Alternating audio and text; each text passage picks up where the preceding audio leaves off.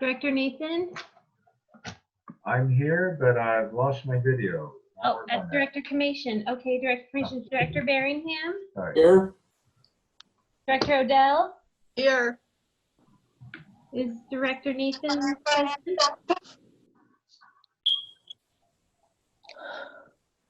Director Nathan is not present. President Poland? Here. Okay, it sounds like we have 4 present, 1 absent. Quorum met. Okay, thank you very much. Please join me in the Pledge of Allegiance. I pledge allegiance to the flag of the United States of America. and to the republic For which for which it it stands, One one nation, Under under God, God, indivisible, with liberty and justice justice for for all. all. Okay, I'd like to move on to approval of the minutes. Do I have a motion to approve the minutes for July 7th? So moved. Thank you, Jeannie. Do I have a second? second, Any comments or corrections to the minutes? All those in favor say aye. Aye. 4 in favor, 1 absent. Motion carried. Okay, I'll share the board book, Mr. President. Harmony's having some technical difficulties. couldn't quite understand that, Lynn. Oh, I'm going to share the board book, sir. Harmony's having some technical difficulties trying to log in, so I'll take minutes for her. Thank you very much. Public official comments. I see Darcy.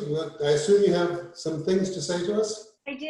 Thank you so much, President Poland, board, residents and guests. I just want to remind people that per the governor's orders, our lobby is currently closed.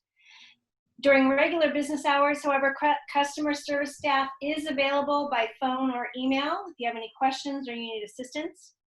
Payments can be made online at evmwd.net, by phone, or actually on the EVMWD mobile app. So I don't know if everybody knows that we have an app. You can check your water usage there. You can check for rebates, and you can make and pay your bill. This obviously has been a very difficult year for many of our residents and customers, and we understand that it could cause physical and social economic hardships. So we have currently extended the moratorium for shutoffs until the end of September. We are going to address it again at the end of August, which we may extend it further. The governor had asked everybody to extend it to the end of July, and we have continued on that. I'm waiting to hear further guidance from the governor's office of whether he would suggest or mandate that those extensions happen. But even though the moratorium is shut off, we understand that people have economic hardships and they don't pay because they don't want to, they don't pay because they can't. So if you are struggling as a result of this pandemic, I would encourage you to reach out to our customer service staff and either try to make payment arrangements so that that big balance at the end of this period isn't insurmountable. And because your situation has changed, you may actually be eligible for our RARE program. So Southern California Edison has something called a CARE program, which limits the amount of electricity used, but you also get a preferred rate. And our RARE program is very similar. If you are on the CARE program, you automatically are eligible for our RARE program. How we fund that program is not through the rates that everybody pays. We use our non-rate paying revenue sources, such as the rentals from our cell towers, any rebates we get as a district for safety from our Joint Powers Insurance Agency, and we put money in that pot to help subsidize or offset the expenses for those that are facing challenging times or on a very fixed income. So if your situation has changed, I would encourage you to reach out to see if you may be eligible for that, or at least to figure out what kind of payment arrangements we can make. The last thing I kind of want to talk about is I hope everybody's enjoying the lake level this summer. For those of us that have been around a while, this is extremely rare. And if you're new to Canyon Lake, I just want to remind you that Canyon Lake is first and foremost a drinking water reservoir, and 10% of our local supply comes directly from the lake.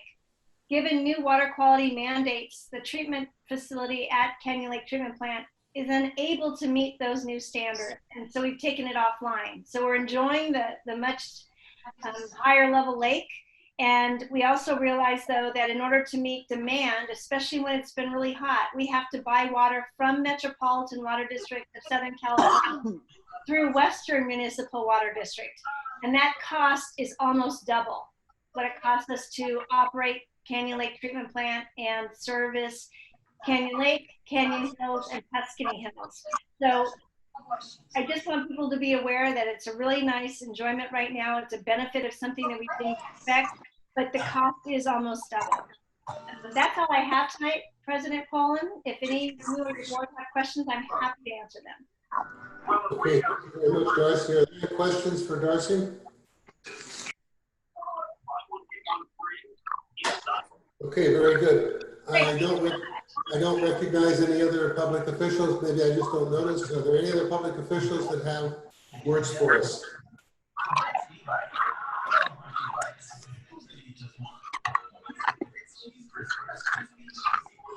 See, you're getting quite a bit of extra noise. If you're not speaking, could you please mute?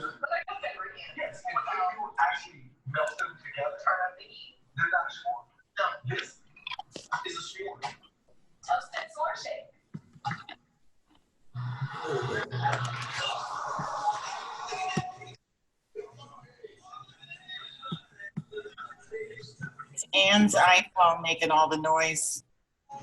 Okay. Let's move on to our consent agenda. Are there any items on the consent agenda the directors would like to have pulled?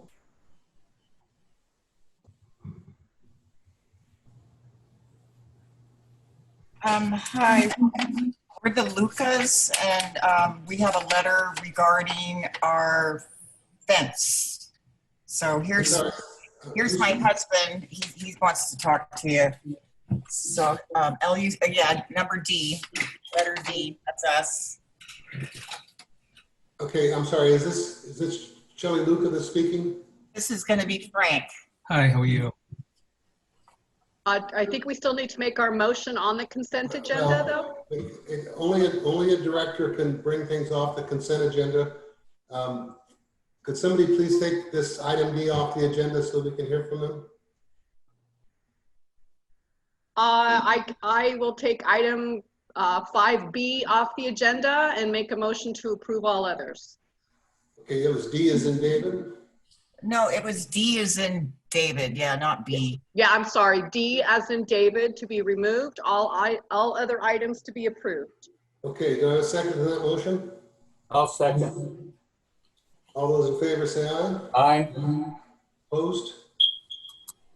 Okay, motion carried. Consent agenda item D, let's take that up right now. This is a little out of character, but let's go ahead and hear from the owner about this. What's the concern?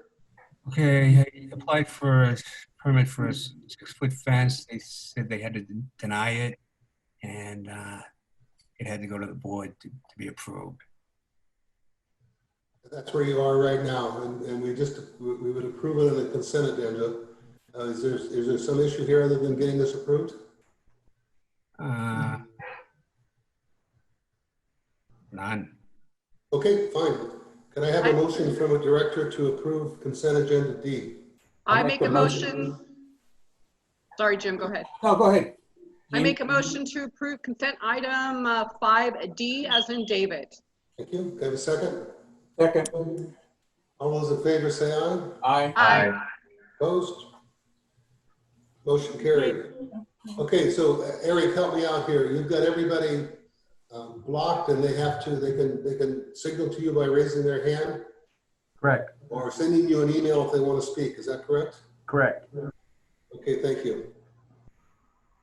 And the messages that come through, Eric we will honor those things as we get to them on each of the agenda items. I noticed that the message just came through. That's fine. We'll take care of it when the time comes.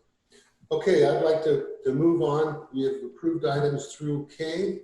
Move on to our board action items. The first one is the additional funds for the golf course irrigation I'm sorry, system. Mr. President, can I interrupt you for a second? I don't think you approved the rest of the consent agenda yet. Did you, sir? True. I'm sorry, approve which resolution?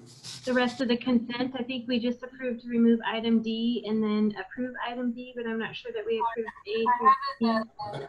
I believe that Jeannie's motion was to approve the consent agenda except for D. Was that wrong, Jeannie? No, that is correct.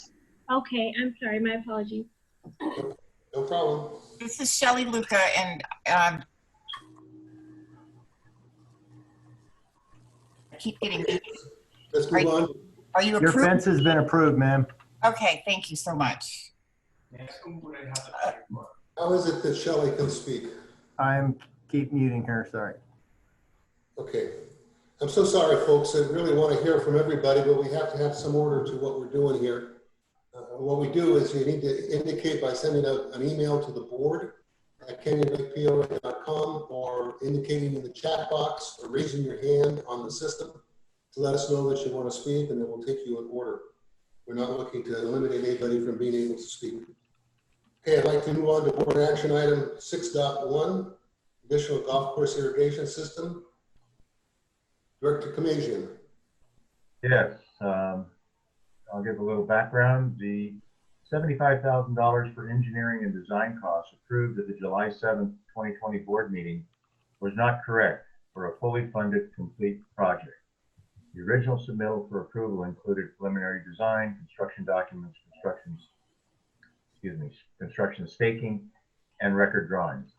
For a turnkey design, including control system, programming, and mapping, the total design and engineering costs will be $87,000. This will include more detailed work to track and identify the 17 acres of drought-tolerant areas on the golf course. Fiscal impact is $12,000, which is the difference of what was approved last month versus this month.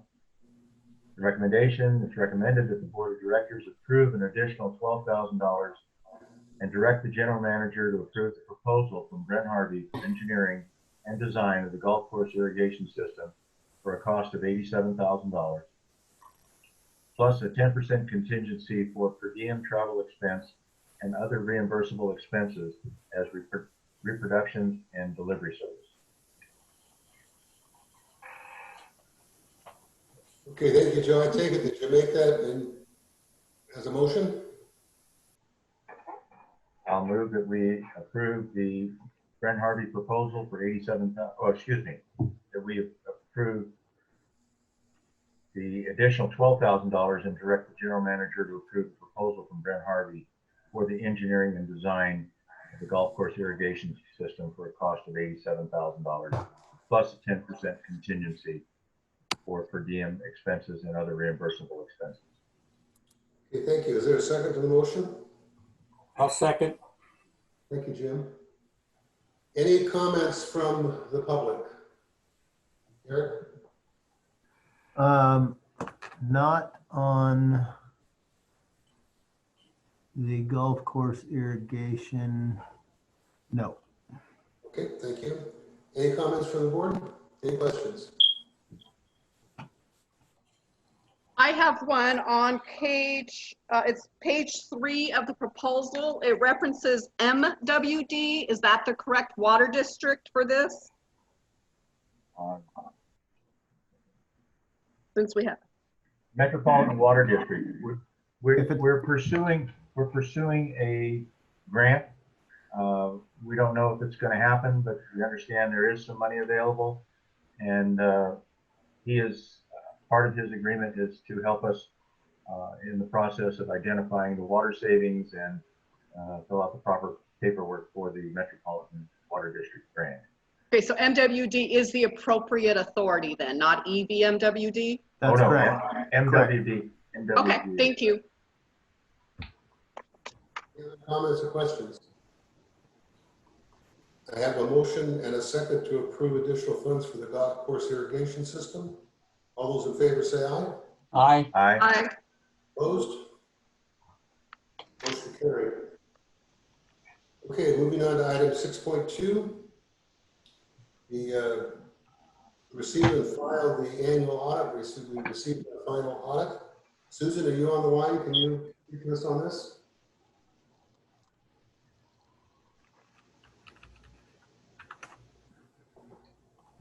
I saw Susan. I may have to unmute her. Hold on.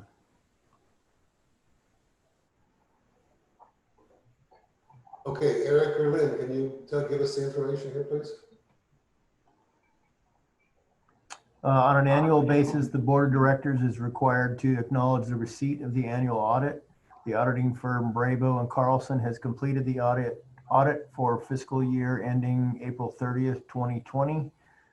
Fiscal impact none. Recommendations, staff recommends the board of directors receive and file the annual audit report for fiscal year ending April 30th, 2020. Pleased to say that I read the audit and it's clean and clear. There are no issues that the auditors have found. It's a terrific summary of our financial standing over the past year. Any comments or questions from the board? I make a motion to approve or to accept the annual audit for fiscal year ending April 30th, 2020 as submitted. Thank you. Do I have a second? I'll second. Thank you, Joe. Moved and seconded to approve, to receive and file the annual audit. All those in favor say aye. Aye. Aye. Opposed? Motion carried. I'd just like to say that whenever any organization I've ever been a part of, when we receive an audit and it's clean, it's always a great testament to how well our accounting department is doing and the controller is doing and how well we keep our books. And so I appreciate that very much, and my congratulations goes out to Susan and her staff. Okay, let's move on to item 6.3, approval of the traffic study recommendations. Jeannie? Okay, last month at the July meeting, we had a discussion regarding the traffic study recommendations for Longhorn and Continental. And I so move that we approve those recommendations as noted, and in a cost not to exceed $15,000. I'll second. We have a motion and a second to approve the traffic study recommendations. Any comments by our membership? Any comments from the members? I don't see any in the chat. Renee had an email. I don't know if she wants to comment on it.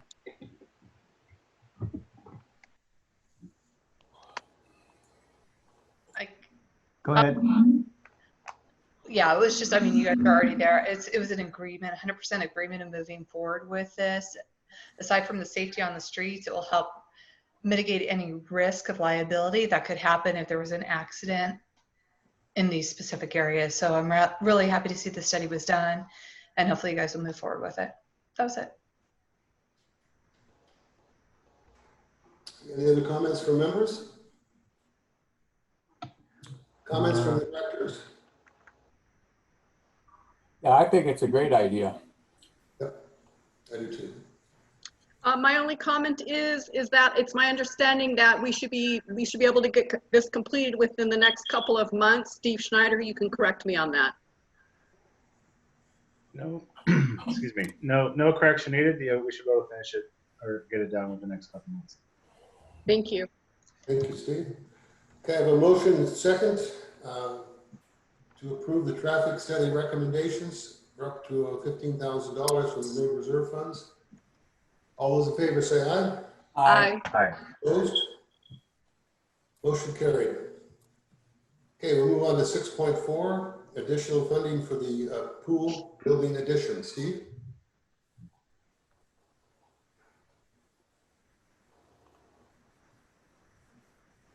Okay, so in May of 2020, the board of directors authorized funding of $80,067 plus a 5% contingency from the CIP fund to build an addition on the pool building.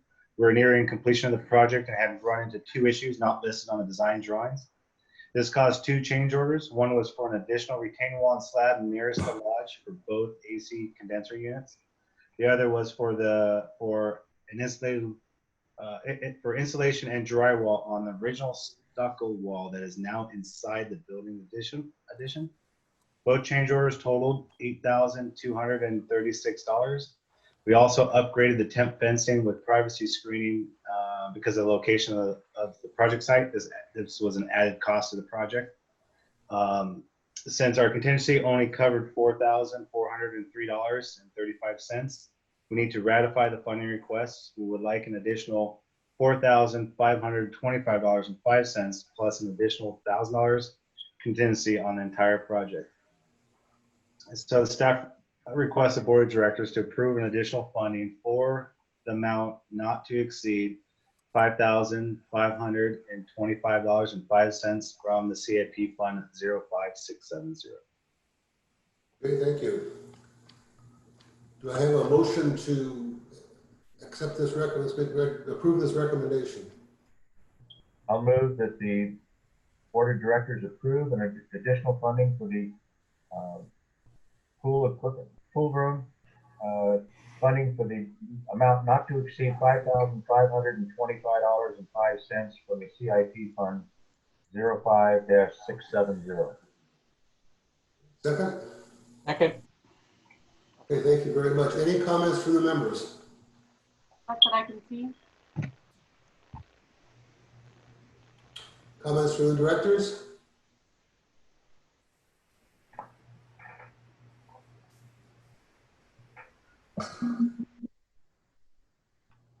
All I would say is that this is one of those situations where we would have to spend the money anyway. You know, in my world, that is justification for getting these things done, as opposed to having a mistake and having to correct something that has already been done. So this is all part of the process we need to go through. So I'm fully in support of it. I have a motion and a second to approve additional funding for the pool building. Can I? All those in favor say aye. Aye. Aye. Opposed? Motion carried. Okay, let's move on to the second 6.4 on the agenda, the community building utilities underground upgrade. The POA is in development stages of a community building. We would like to install a portion of the underground utilities before the final pavement is installed in the large parking lot down near the tennis courts. This portion of the utilities includes water, sewer, and a fire hydrant piping under the parking lot. We're approved by EVMWD to do this work. The fiscal impact is $43,500, including a contingency from the CIP Fund 05670. Staff requests the board of directors approve the funding in an amount not to exceed $43,500 from the CIP Fund for the addition of part of the community building underground utilities, or hold off for approval when the project moves into the construction phase. Steve, you might want to clarify that originally we talked about, I think it was $120,000 for this project. It would have included hooking these things up. And correct. Sorry for the confusion. So the total project would be around $120,000 to hook all the utilities up, but we are only requesting the funding to do the portion that's underneath the parking lot that we want to. We're going to do the finished capping when the contractor finishes up the ADA ramp over there at the lodge. So we want to get these utilities in just to the limits of the parking lot, so we don't have to tear up brand new asphalt here in a year or so. And also avoids having to close that area off for a while the work is being done. Correct. That's one of our key egresses. Okay, can I have a motion to approve this recommendation? I'll make a motion to approve. Have a second? I'll second. Okay, is there any comments from the members? There is. Bobby, did you want to speak? Yeah, can you hear me? Yes. Yes, I can. Oh, I was just speaking on the behalf of the tennis club. You know, we feel like this is a great idea. In case any future developments happens for tennis, they have the ability to hook up without large extra costs, you know, by blowing up the parking lot again. So I'm just here speaking on behalf of the tennis. Okay, thank you. Other member comments? Comments from the board? I just have one. I would like Steve just to clarify for everybody to understand why we're moving forward, how much this is going to save in the future. If we had to come back in and tear this all up, at the time that we might build something in that area, how much would it cost? So the main reason we're doing this is to not have trenching through a brand new parking lot. The cost is minimal. I'd say $3,000 to $5,000 range. But the main reason is to have our parking lot stay intact as one whole unit instead of jackhammering up something that we already paid for. Right, which if we cut it open at a later date, that could lead to water intrusion due to improper sealing, etc. We'd have a cold joint. We've got actually 2 cold joints, and I'd prefer not to have that in our brand new parking lot. So from a construction and planning standpoint, it makes a lot of sense to do the work now rather than waiting for many reasons. Correct. Okay, thank you. In that regard, to restore it to the condition it will be in, if we do this in advance, we'd really have to take up that portion of the road and put it down again. So it's not just the cost of the trenching and putting a cap over it, it's really the cost of replacing the whole road in one road to have equality. Right, that's what I was trying to get to. Thank you. Okay, thank you. Any other comments from the board? Yeah, I do. And I have a concern about when the project will be built and whether what we put in the ground will be suitable. How sure are we that what we put in the ground will be suitable for what we designed in a year, 2 years, 3 years, whatever the case might be? So there's actually 2 conceptual community building drawings. This is meant to supply both of them. The sewers is designed to take both buildings has 2 bathrooms in it. Obviously, both buildings with those bathrooms have the water and a small kitchen area. The line going to is 2-inch is more than adequate to supply both of those buildings. So let's say that the design changed and it went even bigger, but it's a small space. So I don't believe that's going to happen. The capacity of that line can supply a larger building. So you're confident that 2, 3 years from now, we're going to have the adequate size pipes in the ground to do the work that we want to do? Yes, I'm very confident. Thank you. Any other comments from the board? Okay, I have a motion and a second to approve $43,500 funding for the community building underground utilities. All those in favor say aye. Aye. Aye. Opposed? Okay, motion carried. Thank you. Okay, move on to 6.5, the committee policy and charters. This is an approval of a 28-day read that we had from last time. We went through and we made some changes to the committee policies to streamline their efforts and clarify their responsibilities and how they communicate with the board. And also the charters were brought up to date to support that level of interaction and communication. In my mind, all of this is being done to improve the interaction between the community and the board and the staff through the committee process. And I'm very pleased with how things are going so far, and I think this is going to be very supportive of that.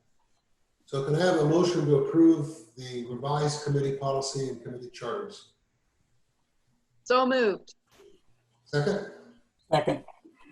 Now, Lynn, did we receive any comments during the 28 review period? No, sir. I'm not sure if there's any comments on the chat tonight for it, but we did not get any additional emails. Okay, so last call for member comments. Okay, how about comments from the directors? Any comments? I think it's great to have gone through and reviewed all of it and cleaned it up. Thank you. No comment. Okay, Jean? I'm good. Thank you. Okay, I have a motion and second to approve the revised committee policy and charters. All those in favor say aye. Aye. Aye. Opposed? Motion carried.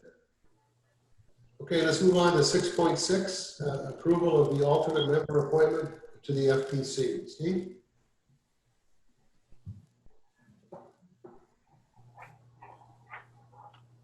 There is now a alternate vacancy on the Facilities Planning Committee.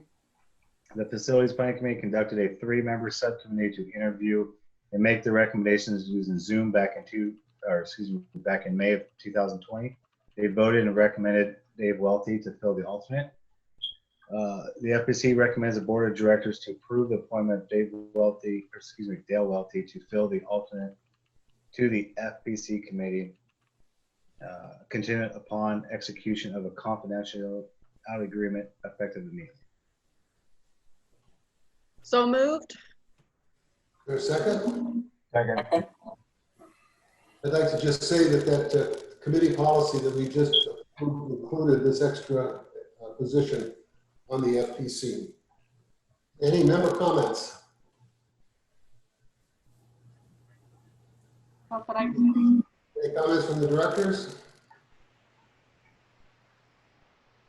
I have a motion and a second to approve Dave Wilson as the alternate to the FPC. All those in favor say aye. Aye. Opposed? Okay, motion carried. Thank you. Next thing we have is approval of the fine schedule revision for General Rule 214A, leash confinement for dogs. This is item 6.7. This was put forward by the Appeals Committee. Joe, since you're our rep on the Appeals Committee, could you say a couple comments about this, please?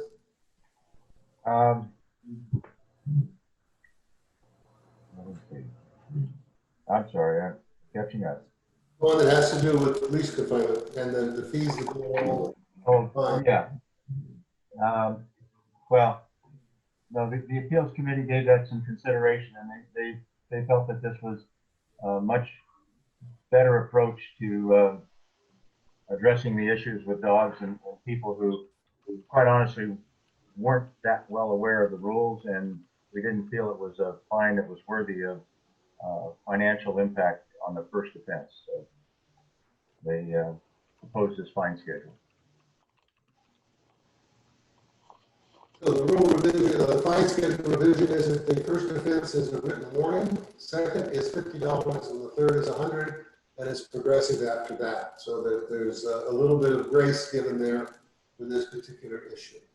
Any comments from members? Okay, any comments from the directors? We need to make a motion first, Mr. President. Okay, can I have a motion to approve this fine schedule revision to GR 214A? Thank you, Jeannie. So moved. I'll second. All right, last call for comments. All those in favor say aye. Aye. Opposed? Motion carried.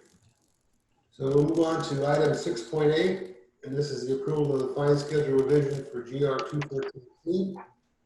Designated area for dogs. I'll save Joe the hassle. I'll just say that this is a similar revision. This has to do with when you have dogs where they're not supposed to be, and that it's an adjustment in the fine schedule, the same as we just approved for the confinement requirements. And that is first offense is a written warning, second $50, third $100, and progressive after that. I have a motion for approval to the fine schedule revision for GRC 214C. So moved. Second. I'll second. All those in favor? Aye. Opposed? Motion carried. Move on to 6.9. This is approval of new rule, GR 6.9B on piggybacking. Corey, are you with us? Can you explain this? Yes, I am. Good evening. So before the board tonight is an approval to adopt a new rule, GR 6.9B. To provide some background on what this rule is, all member vehicles entering the community are required to wait for the gate arm to lower and reopen before entering. In some instances, a member will not wait for the gate arm to lower and will piggyback another vehicle into the community.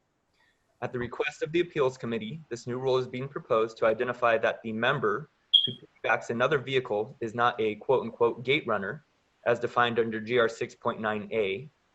And to gain compliance, this new rule will impose a written warning for the first violation instead of immediately resulting in a fine. Scroll down, I can read the new rule. The new rule 6.9 piggybacking would read, any vehicle registered with the CLPOA that piggybacks another vehicle and enters the community without allowing the gate arm to lower is in violation. This rule would become void if the vehicle is directed to enter by staff. On the fine schedule, the first offense is written as a written warning. The second offense would be $50. The third offense would be $100, and the fine would be progressive. Okay, thank you. Do I have a motion to approve new rule GR 6.9B? So moved. Second? Second. Thank you. Any comments from members? No. Any comments from our directors? No. Okay, I'll take the vote. All those in favor of this change, say aye. For this new rule. Aye. Aye. Any opposed? Motion carried. Okay, 6.10, approval of GR 6.9A vehicle identification. Corey, this is back to you. Yes, so this is the rule I just referenced, which we've called or titled as gate runner. This is a rule revision, and the following revision is being proposed to simplify and clarify the definition of a non-authorized vehicle entry into the community, commonly referred to as a gate runner. GR 6.9A, non-authorized entry. Any person who enters the community after being asked to re-enter via the guest lane or exit the community is in violation. Fine shall be progressive and based on the individual person on an 18-month rolling calendar. For the fine schedule, the first offense would be $125. The second offense would be $250. The third offense would be $500, and then from there it would be progressive. Looking underneath the red strikeout portion, Corey, it appears that what's been taken out is a reference to the decals and paper passes, and also instructions about what turning around means. So it really is the same rule, it's just a simplification. Is that fair to say? Correct. Thank you. Do I have a motion to approve this revision to GR 6.9A vehicle identification? So moved. Second? Second. Any discussion, any comments from members? No. Okay, no comments from directors? Okay, all those in favor say aye. Aye. Any opposed? Motion carried. Okay, move on to 6.11. This is the new rule. It's an approval of the 28-day read related to signs, flags with obscene content or fighting words. This was actually up for 28-day review 2 months ago. And last month we determined that we needed to add a word. And so it went back on a 28-day read. So Corey, would you please explain that? Yes, absolutely. So in response to several complaints regarding controversial political signs and flags, the association is proposing the following rule, which would ban signs and flags that have obscene material and or fighting words. These terms are defined as follows. Obscene material is matter taken as a whole that to the average person, applying contemporary statewide standards, appeals to the prurient interest that, taken as a whole, depicts or describes sexual conduct in a patently offensive way, and that, taken as a whole, lacks serious literary, artistic, political, or scientific value. Fighting words are defined as those which by their very utterance inflict injury or tend to incite an immediate breach of peace. This new rule, regardless of size, no sign, poster, flag, or banner viewable from the common area shall contain any obscene material or fighting words, as those terms are defined in the law. And the fine amount, if the sign or flag is located on a member's separate interest, the fine would be $250, and it would be a weekly fine. if the sign was located within the community setback or within the common area, the fine would be $250 per daily occurrence. Corey, as I noticed in looking this up, the change from last month when we decided to put this out for 28 more days was the addition of the word daily. So that it says 250 per daily occurrence instead of 250 per occurrence. Yes, that is correct. Okay. Good. Did we receive any comments from members, or are there any members here that would like to comment on this? I have no comments. Okay, any comments from the judge? Did we make a motion to approve? No, we're gonna have to do that. Can I have a motion to approve? So moved. Thank you. Can I have a second? Second. Okay, all those in favor say Aye. Aye. aye. Opposed? Motion carried. Okay, now we're ready to move from our board action items into some discussion items. The first one that we're going to take up is recognition of outstanding members of the community. Joe? Excuse me, Mr. President, did we miss 6.12? Yeah. We missed 6.12. My apologies. Thank you, Jeannie. You're doing very well at keeping me on track. Not a problem. I appreciate my job. I could say a lot of things, but I'm not going to say anything. I'm just going to say thank you. Okay, 6.12, 28-day reading revision to policy for contract and authority. Lynn, if you're still controlling the screen, or Harmony, if you could scroll down to the change, which is on the last page. This is what you have here is the resolution we passed last time that outlines the purchasing authority. It defines what we're purchasing, it defines limitations on that, and most importantly, it defines what various categories are. And what we learned at our last meeting is that we had a piece of equipment to purchase. I believe it was a forklift, and it needed to be purchased out of our capital improvements fund, but we didn't have it defined as a capital improvement. It certainly wasn't a reserve. It just was one of those things that slipped through the cracks. So we decided that we would add to the definition of capital improvement projects with this 28-day reading. This phrase that appears in the paragraph that defines capital improvements, so that it now says a capital improvement is one, any significant new common area amenity, or two, substantial discretionary improvement to an existing common area amenity. And those two things come out of an added interpretation that we have. And three is new vehicles or other equipment needed to support operations. Okay, so can I have a motion to place this revision to the policy for purchasing and contract authority on 28-day reading? I make a motion. Thank you. Second? Second. Thank you, Joe. Any comments from the members? No. Nope. Any comments from the directors? No. Okay, and I'm running on the assumption, Eric, that this covers one thing that we were missing when we described vehicles or other equipment. Yes. Okay, thank you. Any no comments from members, no comments from directors. I have a motion and a second to place on 28-day reading revisions to the policy for purchasing and contract authority. All those in favor say aye. Aye. Aye. Those opposed? Okay, motion carried. Thank you. Okay, now we'd like to do a discussion item, and Joe give us some background on this, recognition of outstanding members of the community. Chris, I'm sorry, but I have a difficulty hearing you. So if I miss something, I apologize. You're calling on 6.13?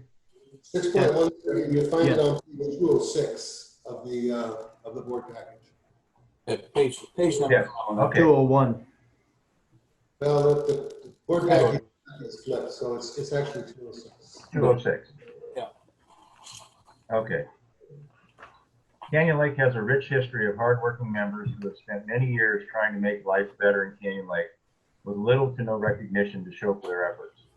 Jim McGill is a good example of someone who spent the better part of his last 40 years working in our golf community and gone from member to club president to club historian and in between many other jobs and duties. Jim has worked hard to enhance the golf experience for everyone and deserves our gratitude. One of the things that we're proposing for discussion is to consider renaming the Magnolia Room the Jim McGill Room in recognition of his 40-year commitment to our golf community. Another option would be to consider installing a bronze plaque on a large boulder on the golf course in his memory. And the third item that I'd like the board to discuss and consider is providing a memorial wall on the golf course in honor of Jim and all the devoted members that will follow behind it. Fiscal impact for option one for the Magnolia Room renaming would be minimal. Fiscal impact for option two, the bronze plaque, is typically around $1,000, and that is normally bared by the family. And option three for memorial wall, which would be for the entire community and members well into the future, rough estimates are between $20,000 and $25,000 for professional design and construction. And I'm hoping that a number of the clubs will get behind this if that's the case and bear a third, if not half, the cost of it. So I'd like to get the community and board's thoughts on those items. Okay, so I'd just like to add to that this is a suggestion that came to us through Joe from members of the golf community. It's notable and it's very considerate. We do have some concern about getting into this kind of a pattern. We only have so many rooms, and getting the criteria for this would certainly take some thinking whether we want to do it or not. So with that, any comments from the community? Yes, we have Lisa G. Excuse me?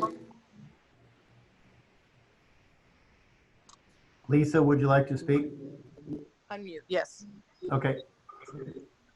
Yeah, I'm just, I think it's a wonderful idea to celebrate someone who has been a volunteer for so many years. However, I am really strongly opposed to using the community POA dues to do so. Okay.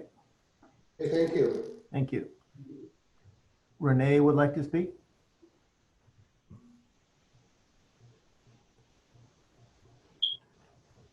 Where's Renee? Oh, wait, hold on.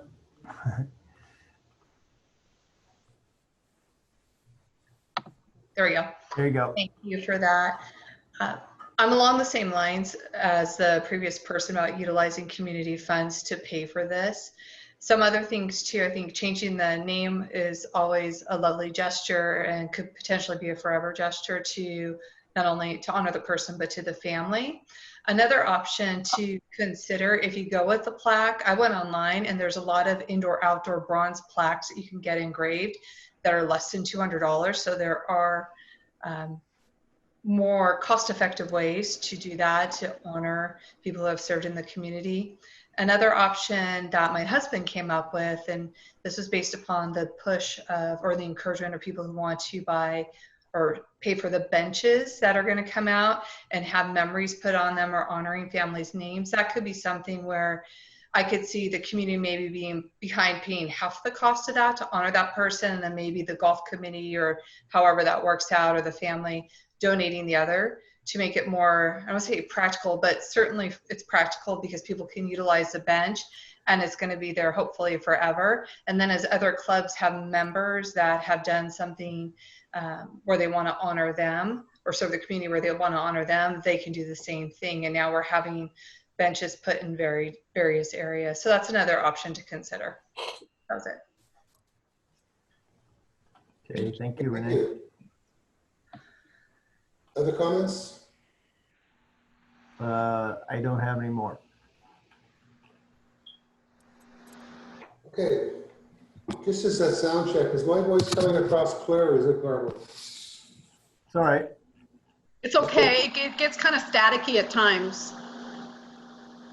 I do too. So I think it's the the internet connections we all have. Okay, comments from the directors. I'll go first.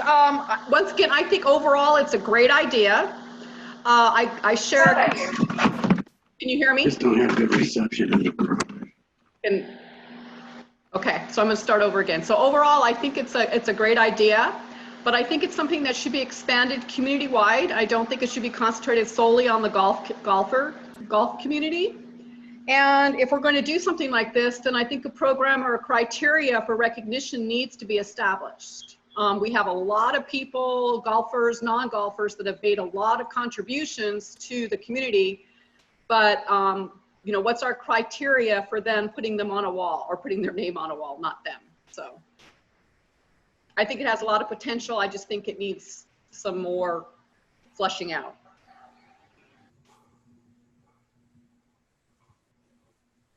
Okay, Jim? I would agree. I would agree with Jeannie on that. When you start, you know, picking people, it's always gets to a political thing of what they did and when they did it.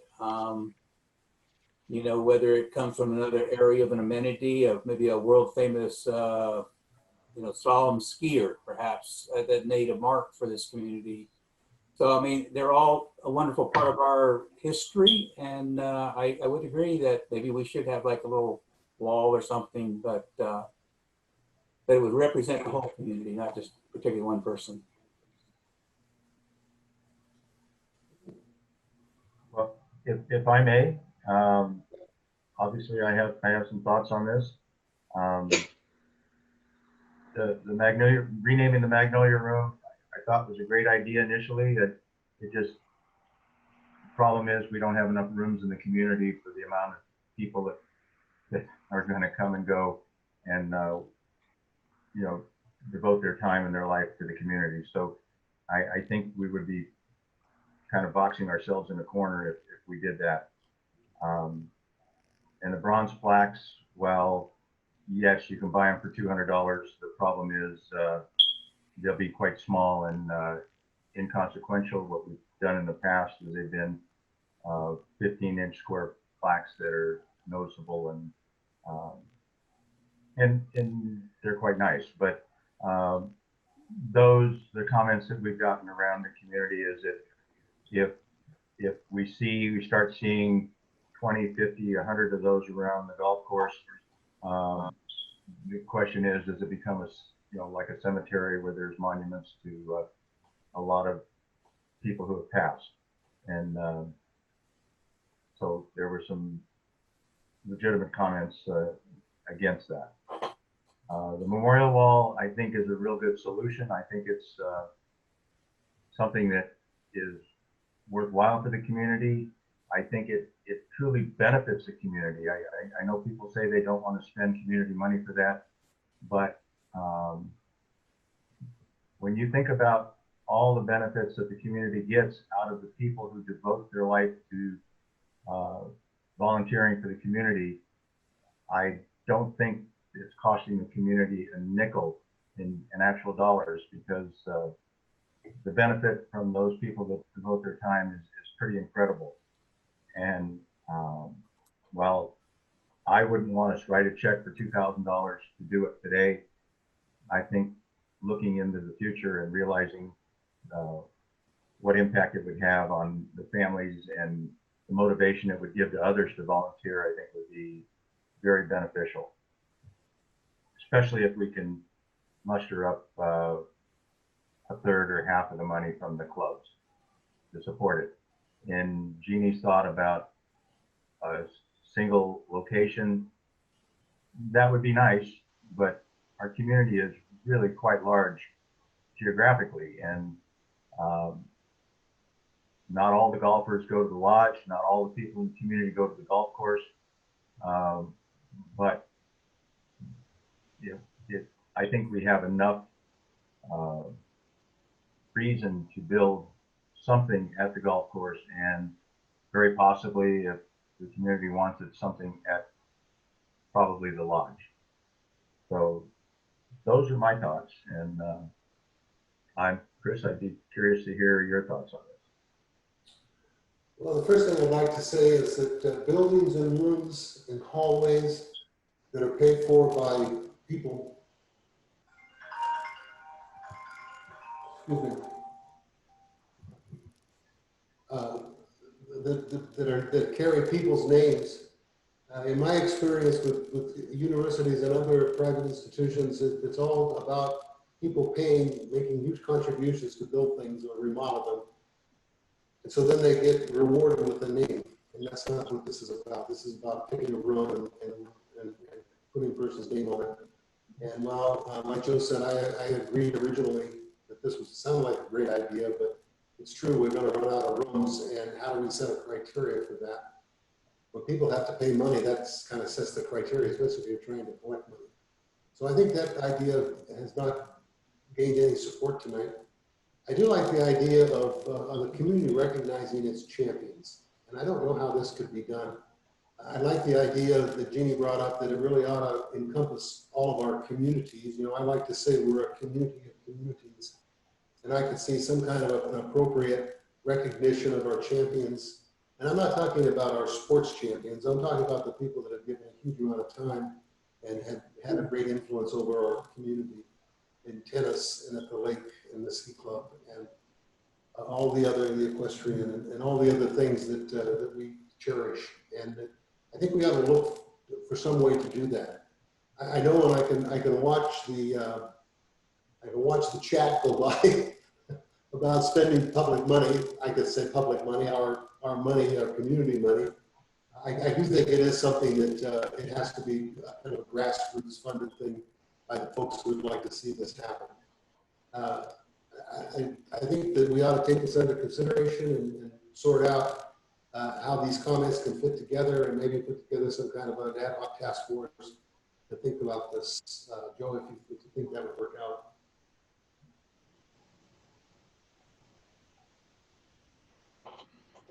I don't know, Joe, maybe you didn't hear anything I said.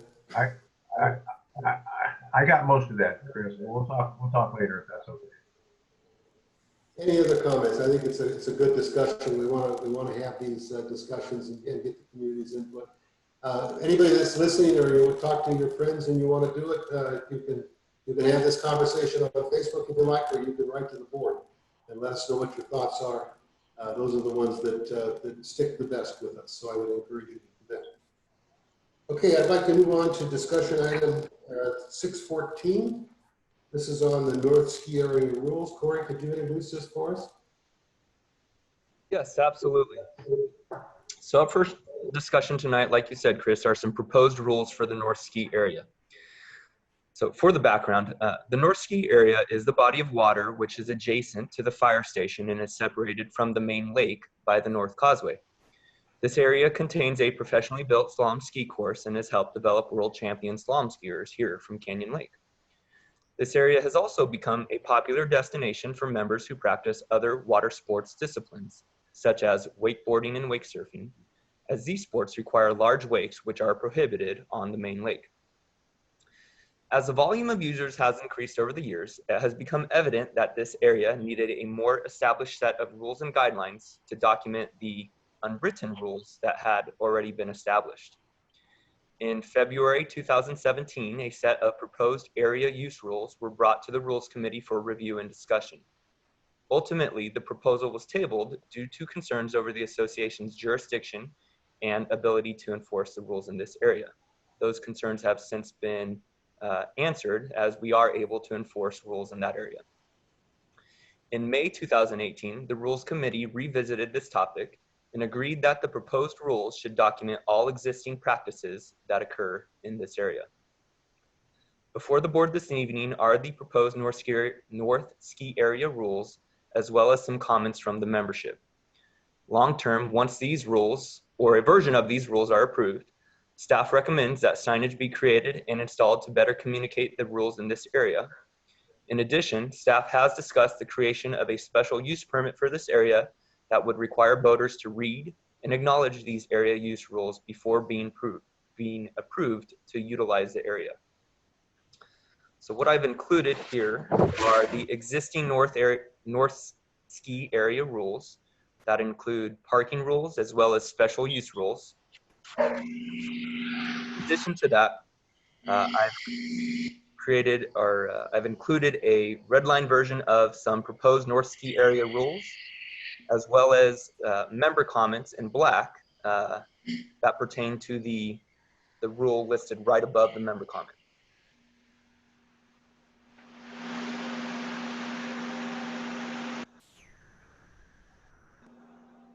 Okay, thank you, Corey. If you could do, whoever's controlling the screen, if you could just scroll down, let's just take a little bit of time. Could you enlarge the text a little bit so I can see it? A little more clear. That's good, thank you. So you could just pause a little bit so people can just kind of have a look at the kind of things that we're talking about. I hope that folks that are interested in this, the word got around once we published last week what our agenda was and put the information on the web. I know we have some folks that are interested in speaking on this, so as soon as we have a chance to scroll down a little more, just have a look at this. I do believe, as I understand it, that this set of rules pretty much formalizes what has been kind of understood by a lot of folks and learned as you go along, with the addition of some clarification between the usage of this area at various times by both the water skiers and by the wakeboarders. And the idea is to have a set of rules to make sure that this area continues to be a one person at a time kind of area, because that's what's pointed out. The water skiers need to be one at a time through their course. The wakeboarders need to be one at a time. So that's what we're looking at, is trying to get some formalization and hopefully gets this whole thing to be more uniform and make it understandable to people that come along that are new with this.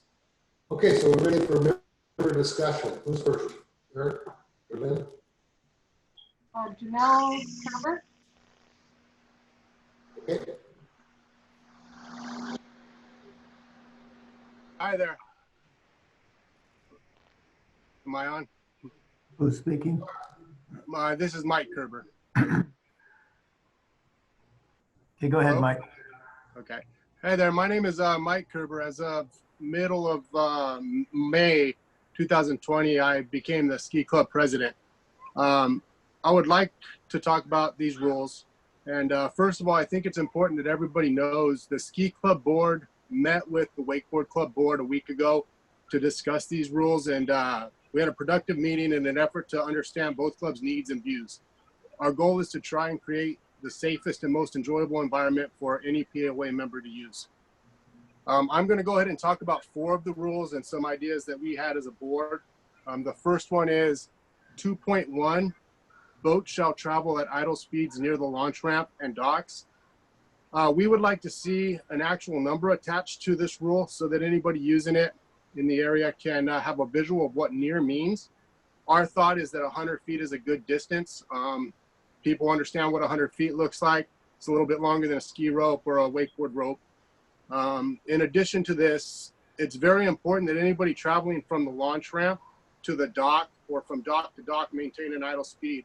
Anytime a boat creates a wake while traveling in this direction, rollers are sent down the slalom course, which can cause injury to whoever's using the course at that time. The second part of 2.1 talks about maintaining a safe distance from the floating platform.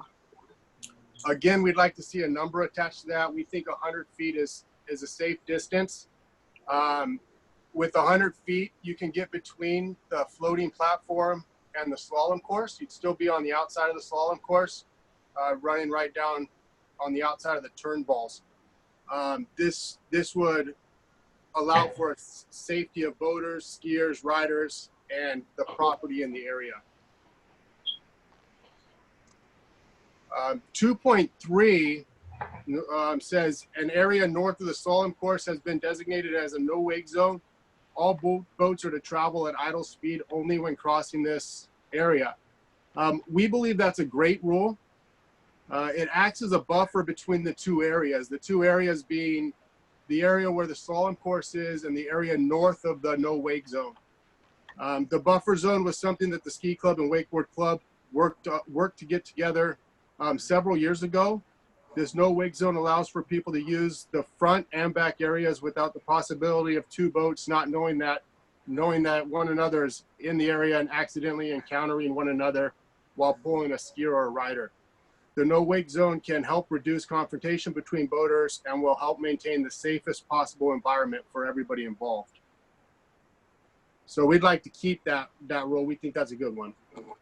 And then rule 3.5 is boats may not create excessive waves in slalom area, wakes or waves in the slalom area. As the POA has already stated, slalom skiing has priority on the slalom course. We take pride in and invest a significant amount of time and resources to maintain the slalom course that is appropriate for practice and is maintained at tournament level standards that allow our club members and individuals in the community to learn the sport and to train to qualify for regional, national, and international competitions. With that being said, we also know there are times that the slalom course is not being used by water skiers. During these times, we know that others should be allowed to use it. A major concern is wake surfing in the front area where the slalom course is. Wake surfing creates such a large wake that property damage has occurred. We have seen the same problem on the main lake with the docks being damaged and the shoreline being eroded. Because of this, wake surfing is not allowed on the main lake. The costly damage to the docks, towers, and course repair are our concerns. We feel that wakeboarding in the front when there are no slalom skiers is totally fine, but would like to see wake surfing happen only in the north side of the no wake buoys. This would help minimize damage to docks, floating towers, shoreline, and boats tied to docks, and allow anybody who is wakeboarding the opportunity to have a place to ride, essentially shortening the rotation in the back area. It is important for everybody to know that we would like to work collaboratively to help create a safe place for all of our community to enjoy. Our Vice President, John Jacobson, will be speaking about our view on proposed Rule 3.6 in regards to the use of the area for sanctioned events. Thank you for your time. Thank you very much. Appreciate it. Okay, next. Hello. Can you hear me okay? Yes. My name is John Jacobson. I am the Vice President of the Canyon Lake Ski Club, as well as a senior level driver. I also sit on the National Driving Committee for the nation. The ski course and ski club is the reason I moved to Canyon Lake. I would like to speak on Rule 3.6. Slalom course facility is for recreational purposes only. Exception, water ski events sanctioned by USA Water Ski WS. In a normal non-COVID year, the ski club hosts several competitive events in the North Ski area and Jump Lagoon. These events are important for qualifications and rankings for national, regional, national, and international events. As a club board, we support sharing an appropriate number of closures in the North Ski area with the Wakeboard Club to host these sanctioned events. However, when closing the North Ski area to hold an event, we feel strongly that the POA retains the requirement of sanctioning these events through an accredited national governing body. As an example, the ski club has invested in the individual participation and the sanctioning by the U.S. water ski and wake sports organizations for all of our events over the past 50 years. In addition, the insurance that the organization provides, there is a high standard for training and certifications for all officials, including drivers, judges, and safety personnel. And we look forward to working with the Wakeboard Club and the POA on future events once we get through this pandemic. Thank you.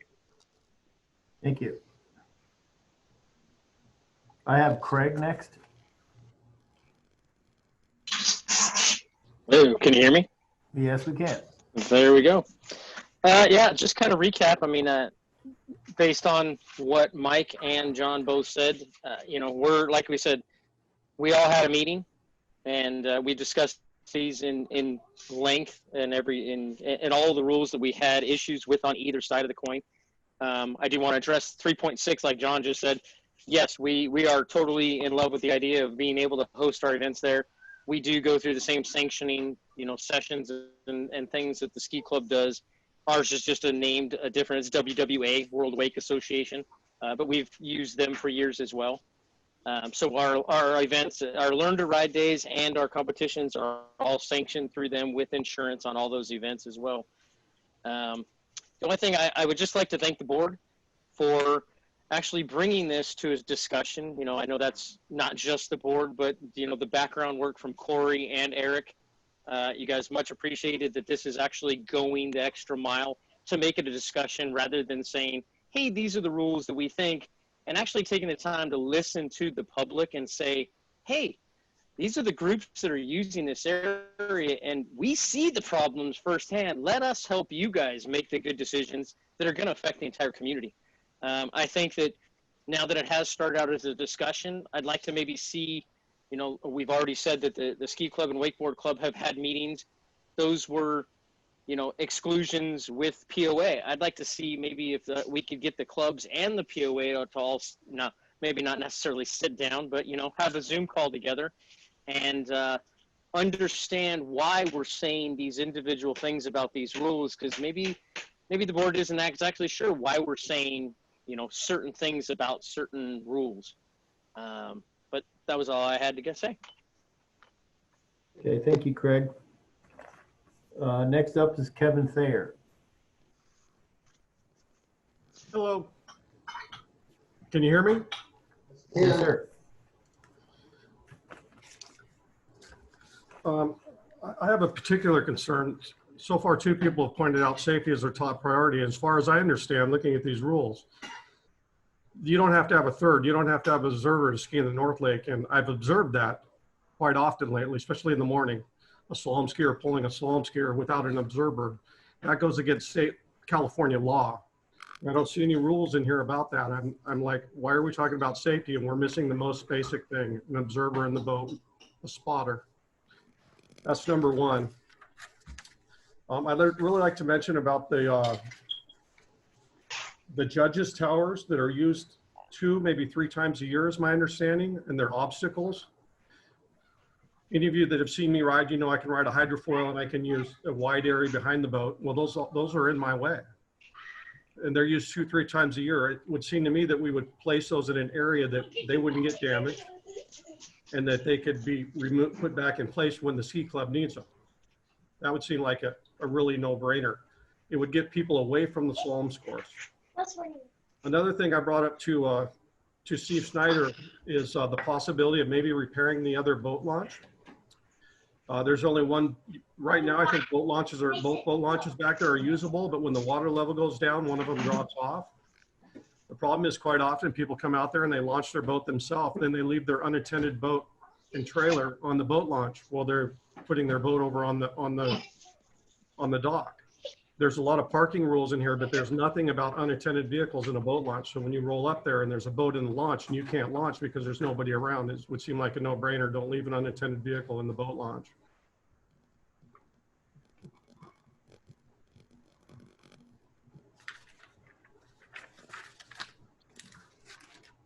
Sorry, I'm just looking at my notes here. I really think this should go back to the committee for involvement. I've been to the committee meetings. In fact, there was a meeting prior to that one, the 2 that Corey met, and there was a lot of discussion. I don't think this was I'm a little confused here. Why do we have committees if we're not using the committee input? You can go back and look at the meetings minutes of that. I really think this format that we're using for this, I know a lot of people would like to participate, but they're not computer savvy, and the Zoom is, it's kind of like going on Facebook and talking. It's, I'd rather see a face-to-face, and I'd rather see it really go back to the committees.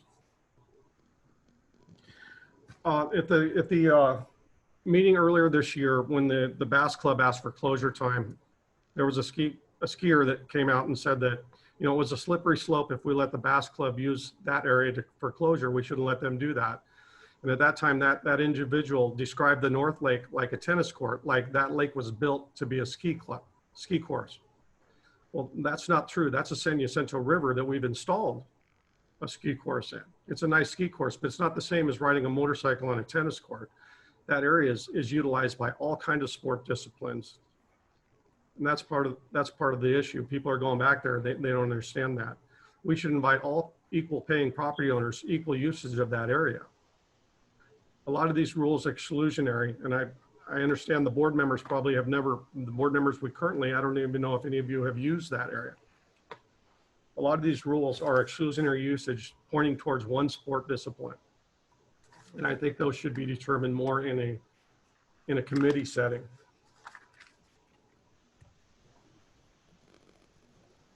I'm not sure where I'm at time-wise, but I appreciate your time.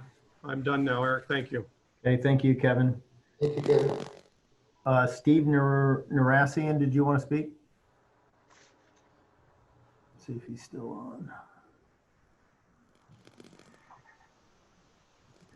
I have an email from him. I'll just read it. Hello, board. My family has lived in this community approximately 8 years. We've enjoyed all that Canyon Lake has to offer, and it's been great for the most part. For the record, I would like to be able to use the backwater area to not only wakeboard, but also to wake surf.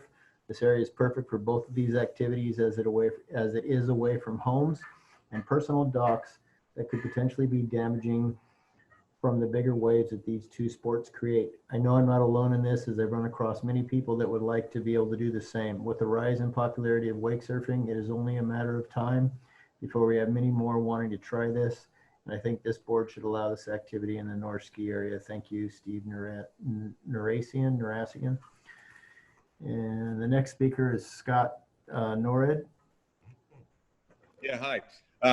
My name's Scott Norrid. I'm a property owner here for 13 years. This is the second home for me. I come out, I try to come out at least once a month. And to piggyback off of Kevin's comments, with regard to the towers, or rather the judges' towers, I don't understand why they are in the way if they're only used 2 or 3 times a year. Furthermore, on N3.5, it seems to me you're trying to eliminate a community amenity. I would like to see proof if the statement is that the damage is from wake surfing specifically to the docks. I'd like to see proof of that. And simultaneously, I'm interested to see proof that when I watch the ski boats whip within 10 or 15 or 20 feet of those same docks, that they're not doing damage to those docks, because I believe they are just the same as any wake surf activity is. And that's really about it. I drive out here 2 hours to occasionally get a wakeboard or a wake surf, and to have that amenity eliminated seems to me that you're doing damage to the property value in Canyon Lake at the same time. Thank you. Thank you, Scott. And Stacy Norrid.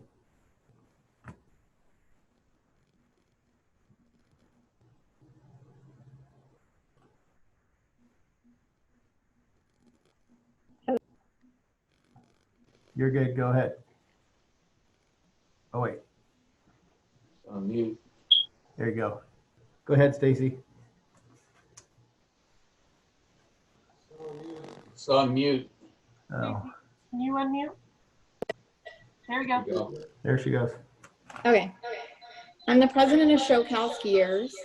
I've lived in Canyon Lake approximately 13 years as a second homeowner and now a primary homeowner. I'm a ski club member. I'm an avid wakeboarder, wake surfer, kneeboarder, swivel skier, and most importantly, I love giving shows for Fiesta Days. I'm on here because I am in support of having some general rules back in the backwater. But I feel like as much as we may say this is what's understood, there have been additional details added in here, which becomes exclusionary, especially to wake surfers. Mike Kerber mentioned and Craig Brown mentioned that they met together, but they did not include SoCal skiers. They did not include the needs and priorities that we have as well, which are not driven in this document. This document looks written by, a slalom skier, which I'm assuming, I hate to say, by Tom. I don't know if that's the case, but I do want to address the issues that are in here. We've been discussing wake surfing and wakeboarding in the backwater for the last 3 years since Tom has been on the POA board. We have declined his ability to try to exclusively use the slalom area for slalom skiers only. He has wanted to get rid of, and now it seems like others may too, want to get rid of wake surfing and potentially wakeboarding as well at some point. We have declined it as a board. We've declined it in recreation meetings. We have declined it in rules committee meetings, and it is included once again in this NS 3.5. I do all of the above, and I enjoy all of it for my family and everything. I do feel and agree with Kevin, this should be sent back to the rules committee where I think it should have started.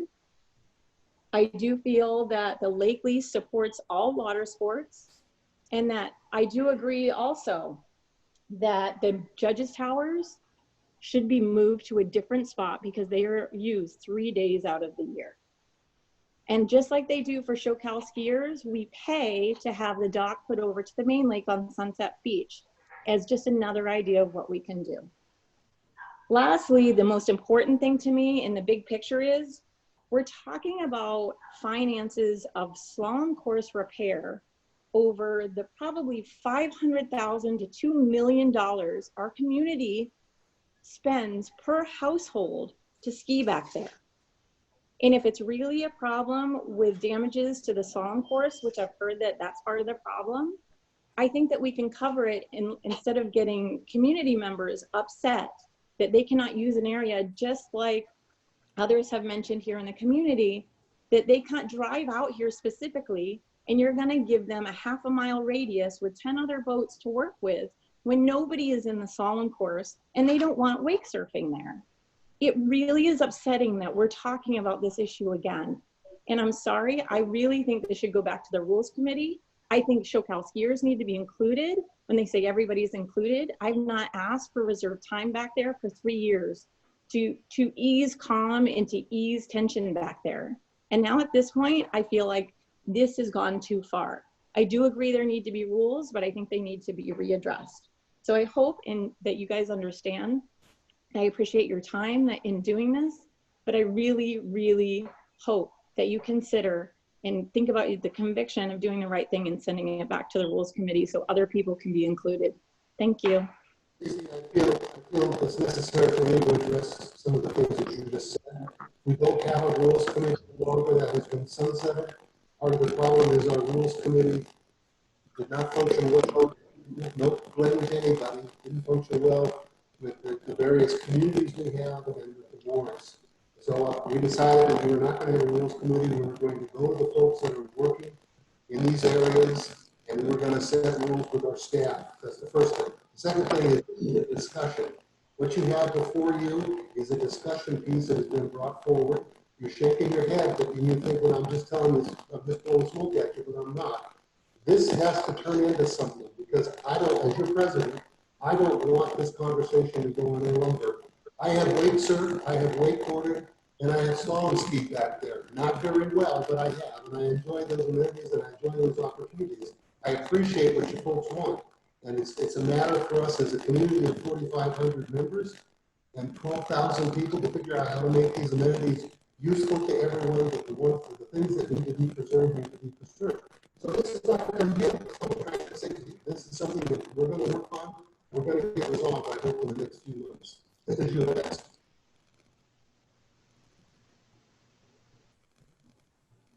Okay, who's next? Our last speaker that I have is Jason Vogel.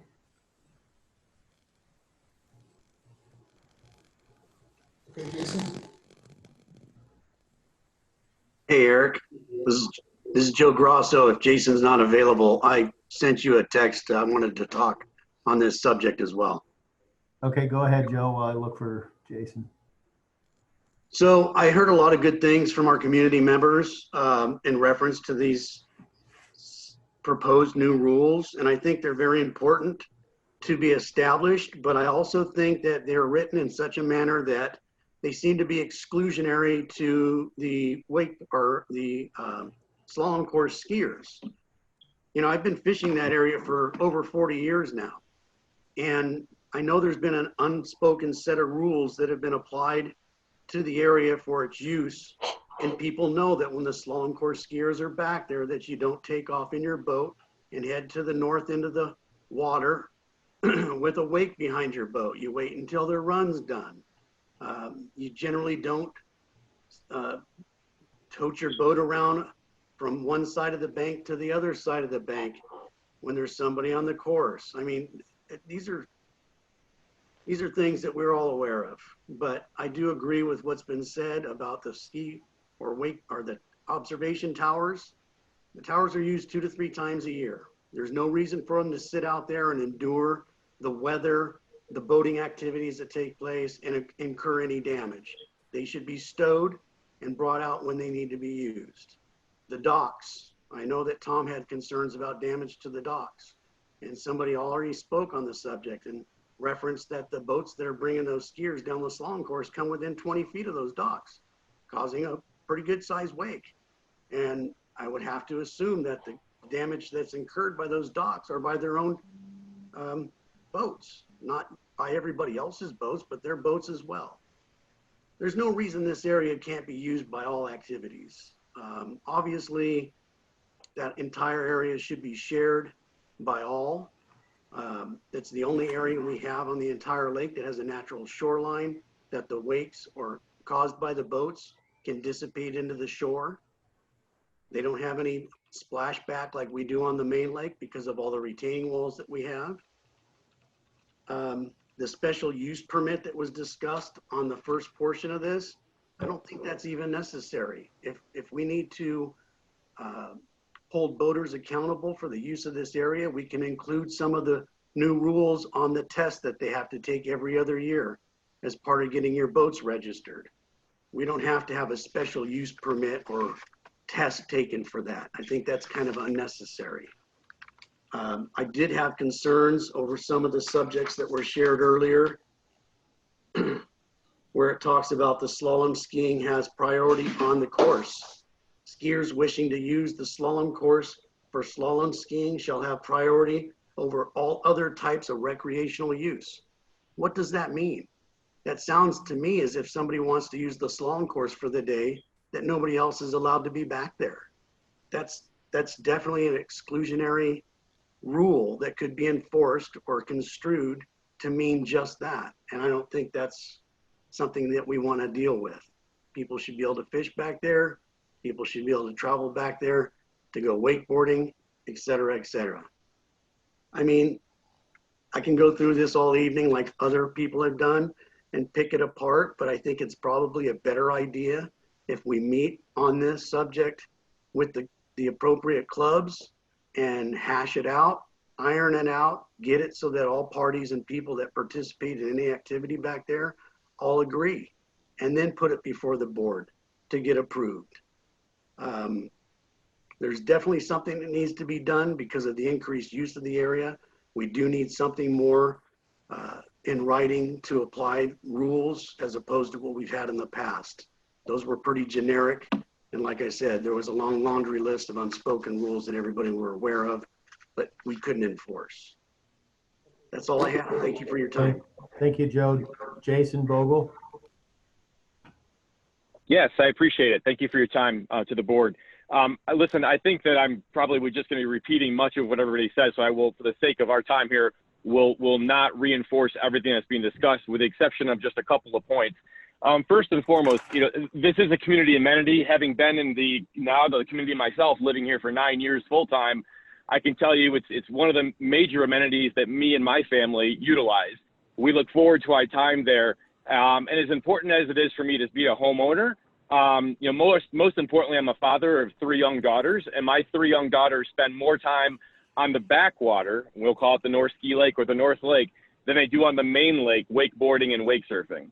I realize that, there are rules and regulations, sort of guidelines in place. I think that, much of us have abided by those rules and regulations. There are a few stragglers here and there that get confused about exactly what some of those regulations mean.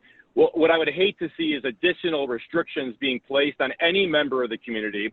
What I would like is to see, the 2 boards come together, come to a consensus to not restrict the use of any area of the backwater, whether that be the back half or the front half of the backwater.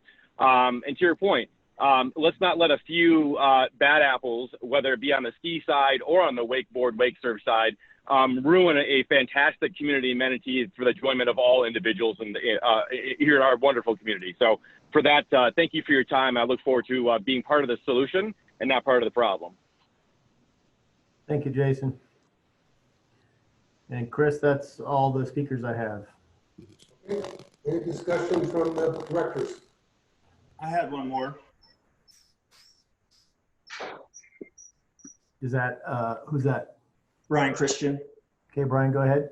Yeah. So this is my first board member meeting I've ever attended here. So I'm obviously interested in this subject, and I just, everybody said all their details to their personal interest in that water back there.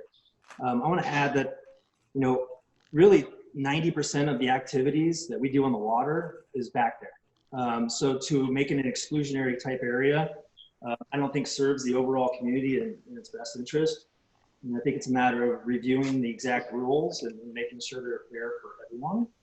And then having everybody come to that conclusion and a final document. Yeah, I hope everybody just finds a way to enjoy that backwater again. Thank you. Thank you, Brian.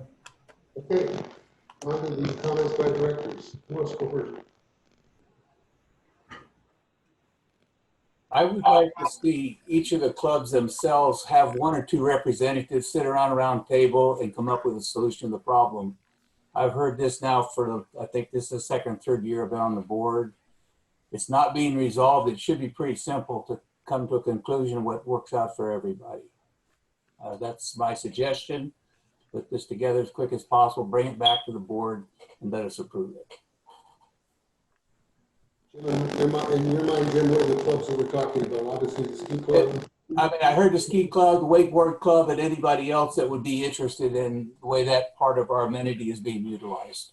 We've heard from the show club. I think that Jim will talk about the bass club too. The show ski club. So yeah, NorCal skier or show skiers. Yeah, I mentioned those.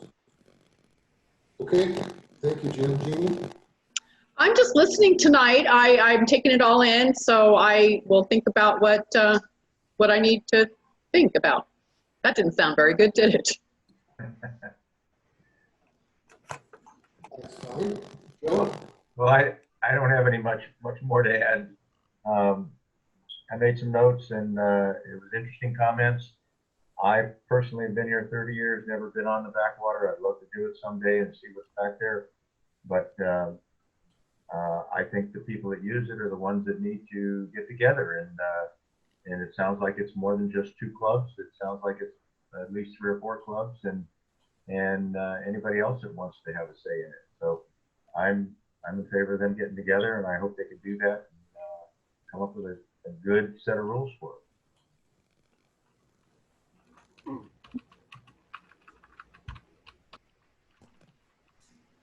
Well, I agree with all that. I'd just like to point out that one of the special things about Canyon Lake is we do have especially single-use amenities.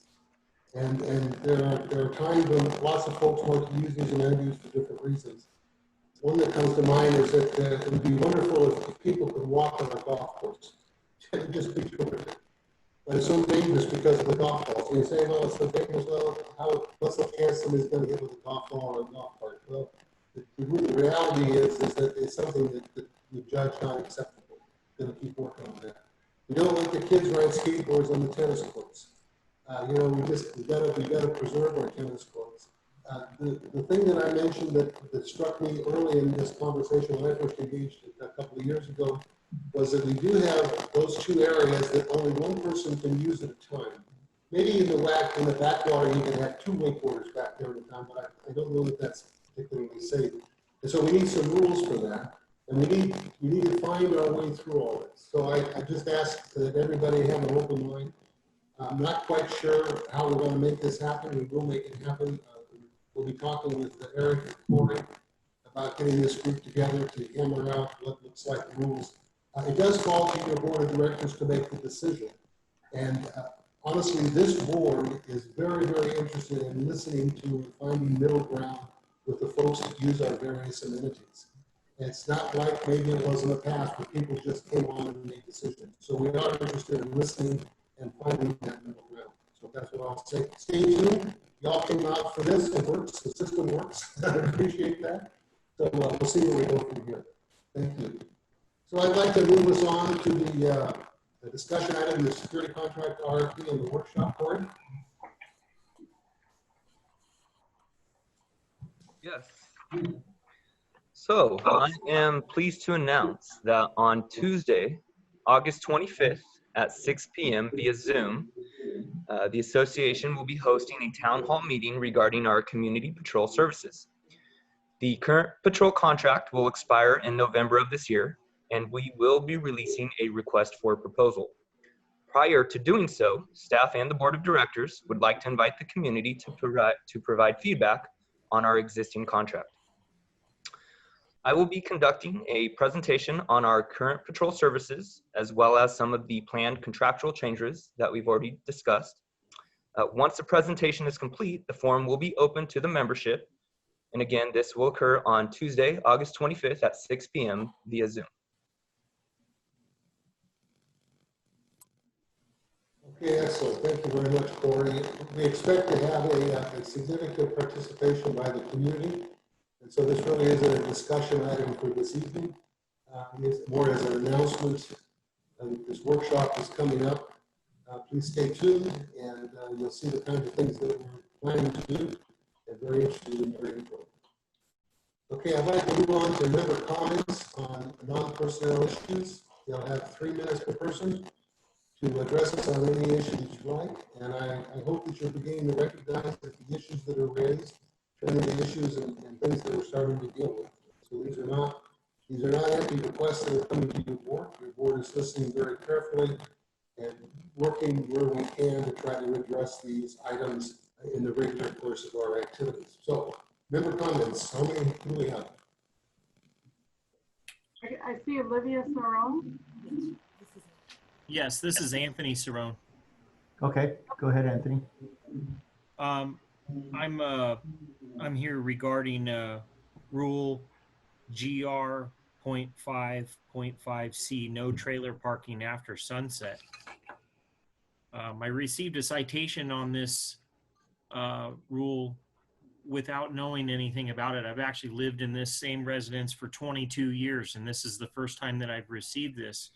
I do understand that it is a rule that does make sense, but I'm looking to see if there's any way to revisit it and maybe write it in a way that we have the opportunity to receive a citation for, or a warning first before a citation.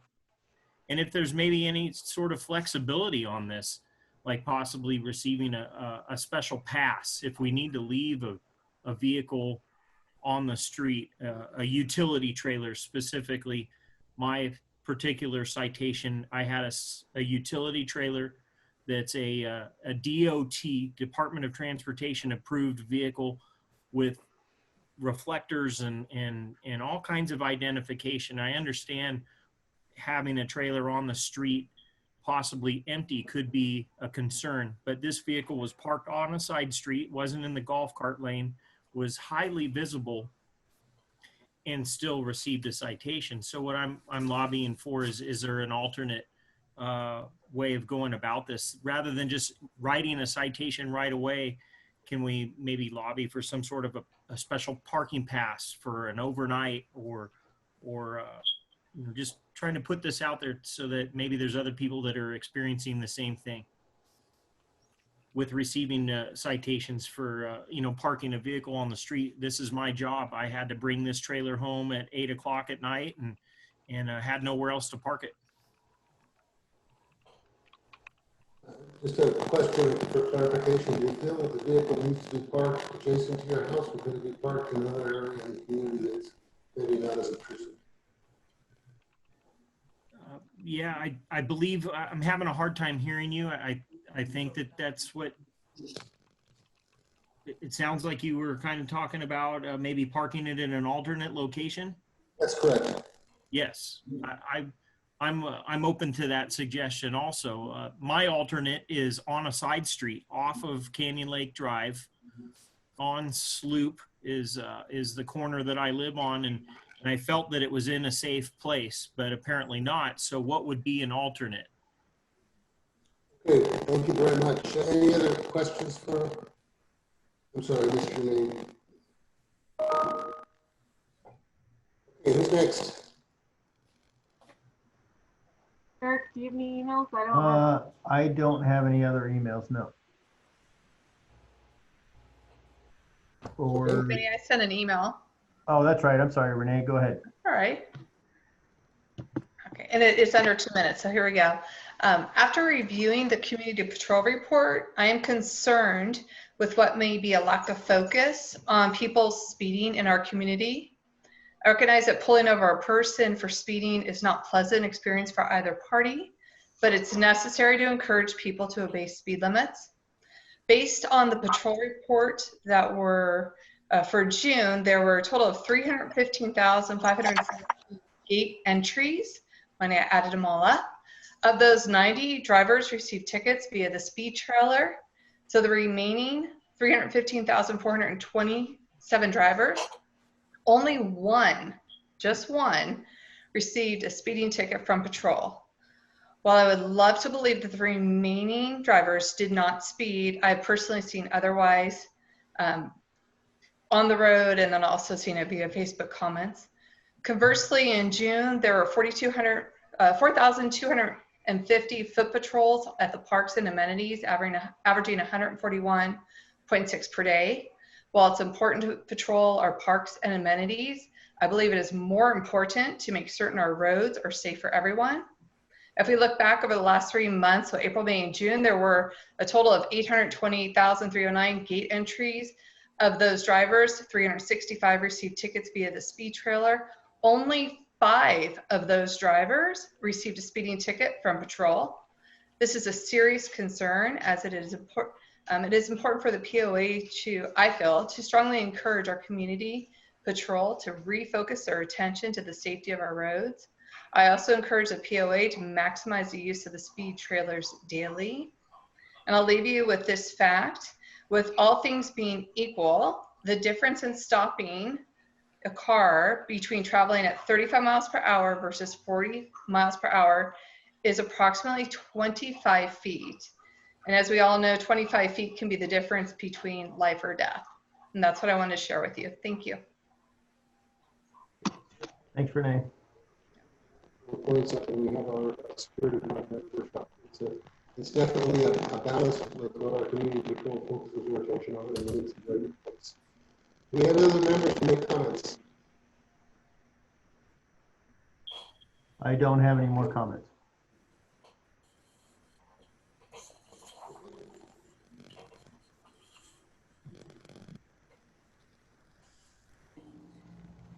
To our association reports. Eric?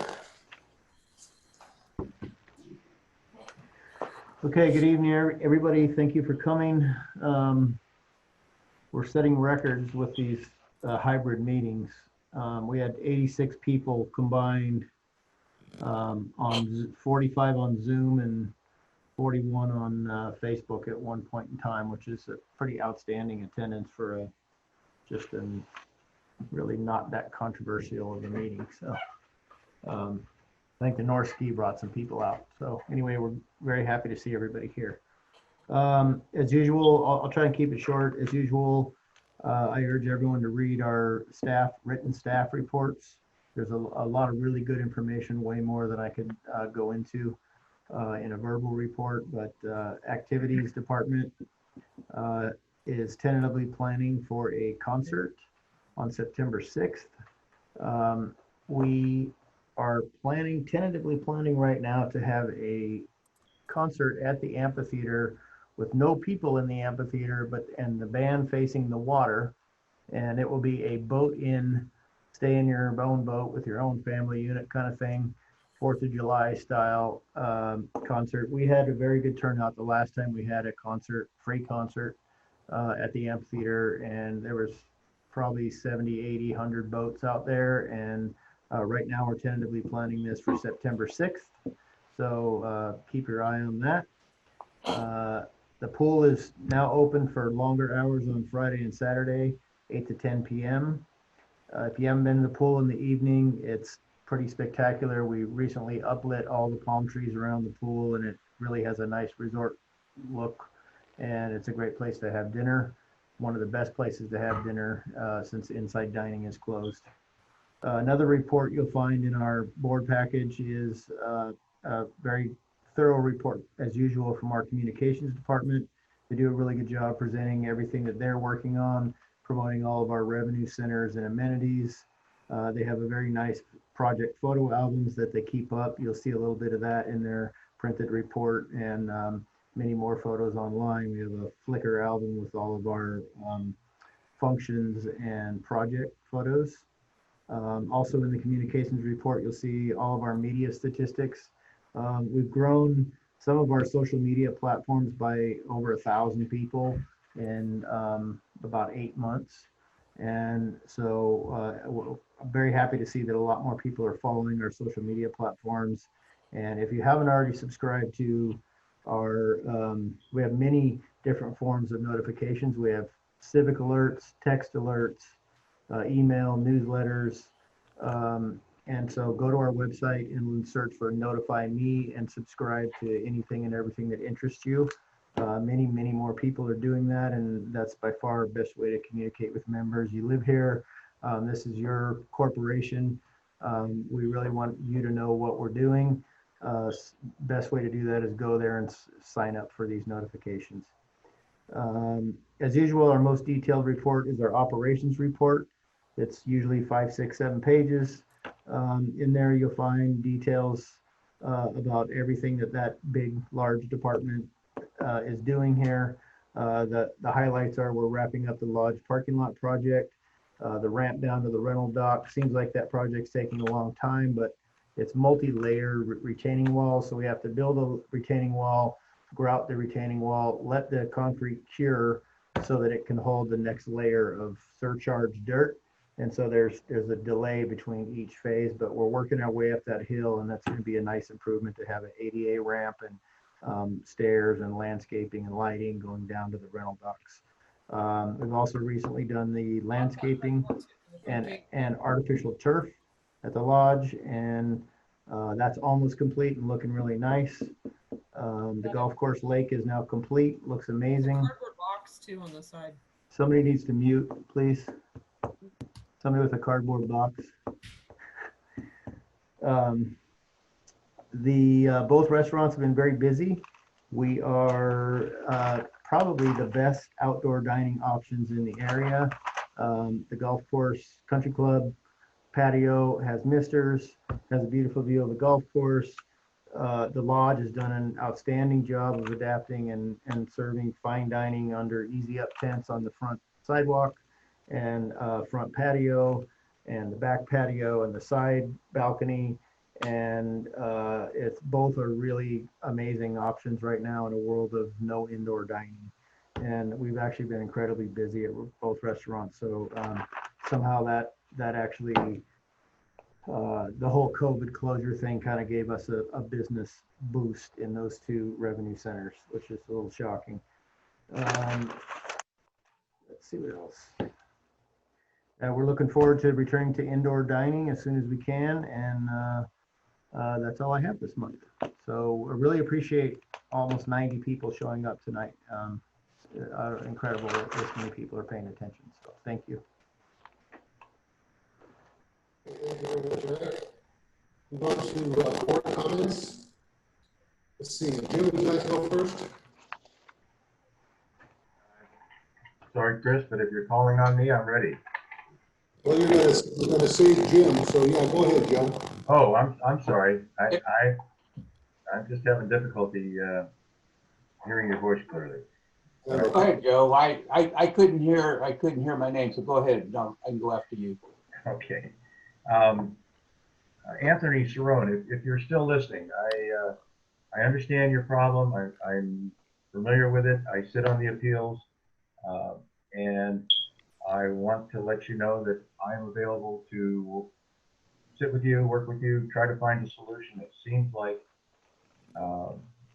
you have a legitimate concern. While empty trailers are not a safe item parked on the street overnight, maybe we can find a solution, and I'm happy to work with you. So if you'd reach out to me through the POA office, I'd be happy to meet with you and see what we can come up with. Thank you, Joe. This is his wife, Jennifer. He stepped out. Okay, great. I'm glad you're still hung in there. Yes.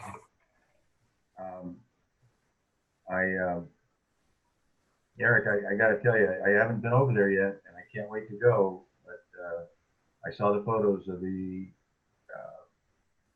pool and lit at night, and it was just gorgeous and really impressed. And I think people are doing themselves a disservice if they don't get over there and see what that looks like, which is absolutely gorgeous. And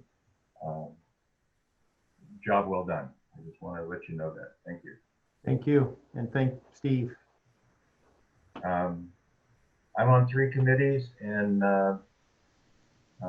Tuesday work group is dark for the summer, although they do have a small crew working on the golf course once a week, sanding the divots. That seems to be an ongoing problem. They'll be back in service in October. Green Committee is meeting week from Thursday. They meet the second Thursday of the month. They meet in the Magnolia Room. And if you have any concerns or questions about the golf course, that's the place to go. And they meet at 1 o'clock on the second Thursday of the month. And the Appeals Committee just finished our weekly meetings, and we're going to meeting every other week. We finally caught up with our backlog of appeals and trying to stay ahead of the surge of appeals that we're dealing with, and committee's doing a great job and working hard at that. Last thing I have is the City Golf Championship. It's been revived, and the golf professional has decided that he wants to put it on again this year. We've had a fairly successful event the last 2 years, and we don't want to miss another opportunity. There's been a lot of people contacting us, asking us to if we're going to have it, and sure enough, the city is on board with us, and the POA is also on board, and so we're looking forward to another great event. It's a 2-day event over the weekend of October 3rd and 4th. It's about a week before the golf course closes for overseeding, which means that the golf course is in the optimum condition for the entire year. So it's in great condition at that time. And hopefully, and it's open to all members, residents of the community. So feel free to look for the promotional items and sign up for it. And that's my comments for tonight. Thank you. Thank you, Joe. Okay, Joe. Yeah, I don't have a whole lot to comment about. The senior center is basically closed now till I believe it's the end of the year because of the age of the seniors. I believe that the feeling was that they're more susceptible to the COVID, I'll call it the plague. So there will be nothing going on there probably until early next year. The other committee I was on is the estate committee. We had our first meeting a few weeks ago, and their biggest concern that I had seen was a project that started a while back with unauthorized vehicles going up and sitting in trash in the area up on the hill.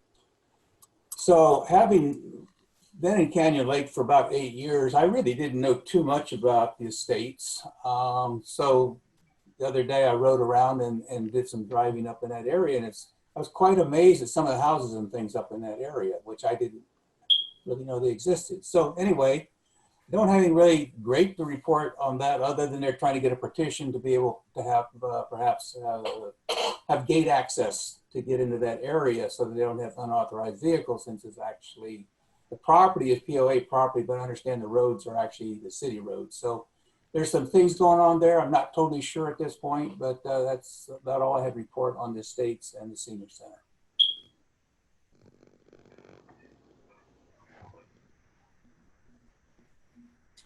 Okay, thank you, Jim. Okay, it's been a very busy month for both of the committees that I'm liaison with. The Finance Committee has met and meets on the third Tuesday of each month. They're paying attention to our budget milestones and timelines, and will be beginning their discussion regarding the fee schedule this next month. So that's kind of what their big task is in preparation for the budget cycle. The FPC and Finance Subcommittee regarding the reserve study has had their first meeting and will be meeting every Friday for the next month to month and a half to get their documents together for presentation according to the budget timeline. So they've ramped up, and that's a very busy and knowledgeable subcommittee.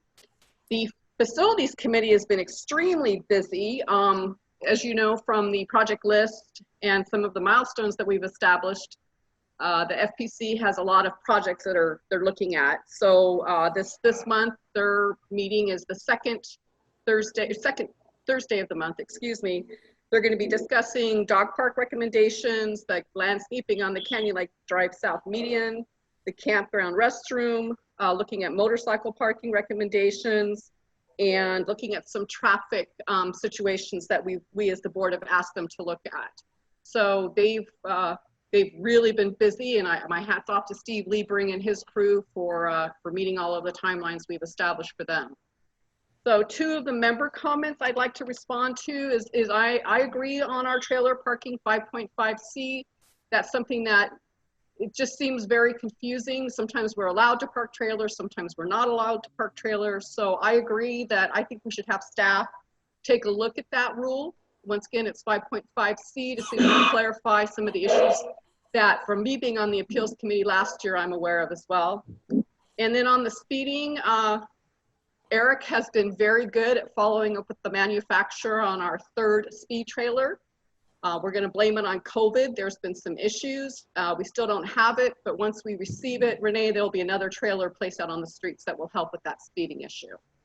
So that concludes my comments for tonight.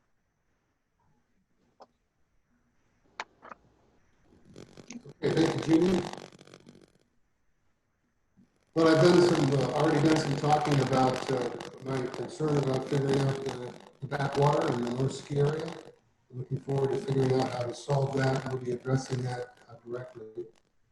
I'm very pleased with the way the association is weathering the storm of COVID-19 under Eric and Lynn's leadership. Financially, we are holding our own. I'm glad to see that.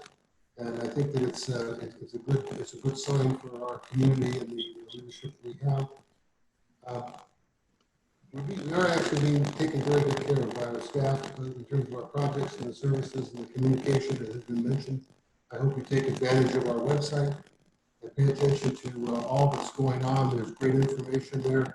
There's a lot more information there about what the board is doing, interacting with the members, and the kinds of things that we're thinking about and looking to communicate to you about. And like I say every month, please write to us. A lot of you are, I appreciate that. And we're writing back and trying to get things sorted out. I'm assigned to the dredge committee, and with a full lake, and all the things that are going on, pressure to dredge has not really been there. We have forgotten that at all. It remains in our minds, and we'll get back to that, I'm sure, at some point. I'm also assigned as a liaison to the ACC as of tonight, because ACC never had a board liaison before that, and we'll be getting active with them and looking to better understand that process and how it can better serve the goals that we have for our community and our members. So with that, I appreciate all of you joining us. We are not going to take a break as we usually do. We have one appeal that we're going to move on to before we adjourn our meeting. So for the architectural appeals. Let me see if Miss Rose Sherry, here. I'm waiting for you. I'm sorry. I'm here. I'm sorry. I was trying to unmute. Brain freeze for a moment after me. I don't know why, but we're good. Would you please introduce the appeal to us? I sure will. Okay, so for tonight's appeal, we have Miss Andrea Rowe. I'm not sure if it's Andrea or her husband, Anthony, but they're both appealing the ACC denial for a courtyard wall that's located in the front setback. Eric, I had sent an email a little bit earlier tonight with a picture. Is there a way that you can share that picture? Because it'll be much easier to explain the situation with the picture. I'm trying. Yeah. Okay, so in the meantime, so what's happened is that the Rose had started beautifying their property with doing a courtyard wall, block wall, and some mow curbs. They were originally approved on March 5th of this year, and then came in on, it looks like May 21st to do a revision to their wall.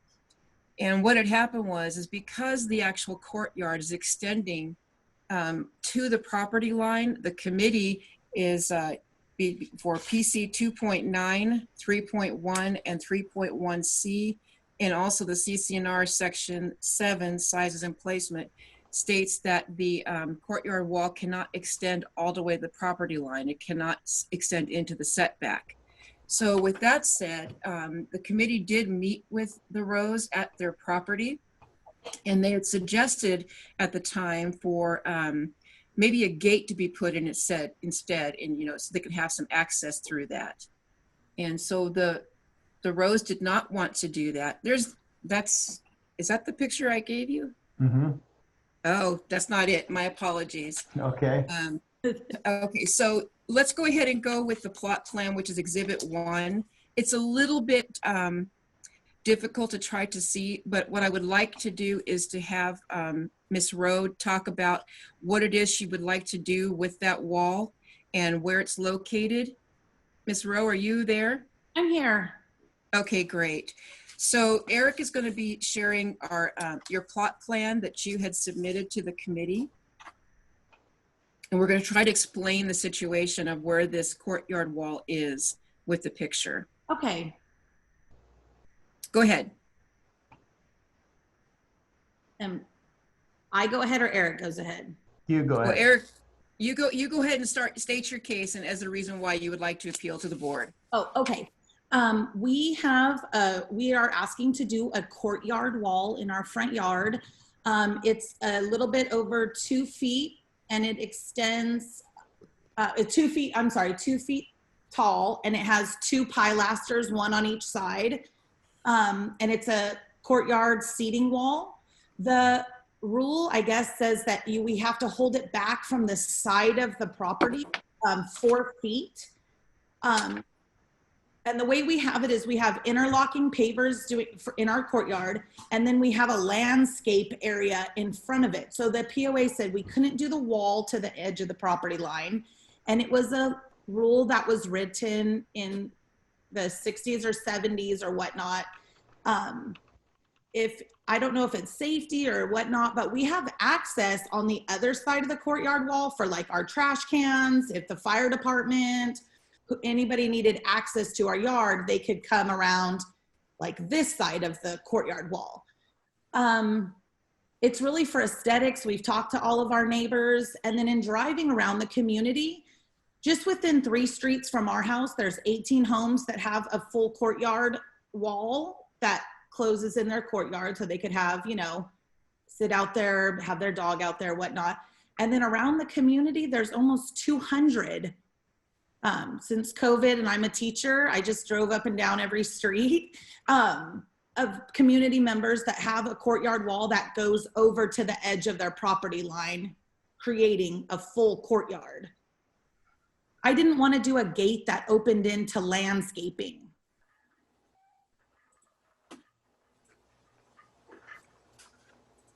I think it's understandable. Questions from the board? Yeah, I have a question. Cheryl or Ms. Rowe, I'm looking at the drawing. I believe the wall we're talking about is that dark line. It appears to be adjacent to the house. Is that the wall that we're talking about? I'm kind of confused. Could you hold it up to the camera and I'll see, because we also submitted plans the same day for a mow curb. Can you guys, can we see this? I don't have that in the packet. I can try to look it up on the other. Oh, no, you don't have this one in the packet. This is the one I was trying to share. We can see it. Okay, so this is the courtyard wall that she's talking about. So Andrea, can you see that? Yes, yes. Okay. It's Maybe not, that'll help. we didn't want to. No, it's not. Okay. No, this was actually taken as of today. I wanted something to be able to show the board a better rendition, because like I said, the grid on the actual plot plan is a little bit more difficult to see. And so this is the area in which we're talking about. And so the property line being right here, she was requesting to have this to be enclosed all the way to the property line. Whereas the committee was basically stating that it cannot have an enclosure or cannot have it, you know, traversing and has to have a gate right there. And that's what the committee was basically stating. I don't know if John is online right now, if he wanted to say a few things, but she's in the board packet. Ms. Rowe did supply quite a few pictures of courtyards that did extend into all the way to the property line. I have not had an opportunity, nor have our inspectors had an opportunity to investigate whether or not these walls were approved.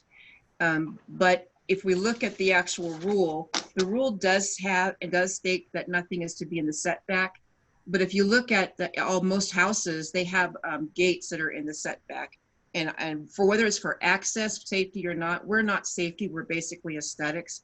I happen to agree with Ms. Rowe. It's gonna make it look nice and make it look, you know, I guess a finished look. But the committee was basically stating that it's not something that they would approve being in the setback.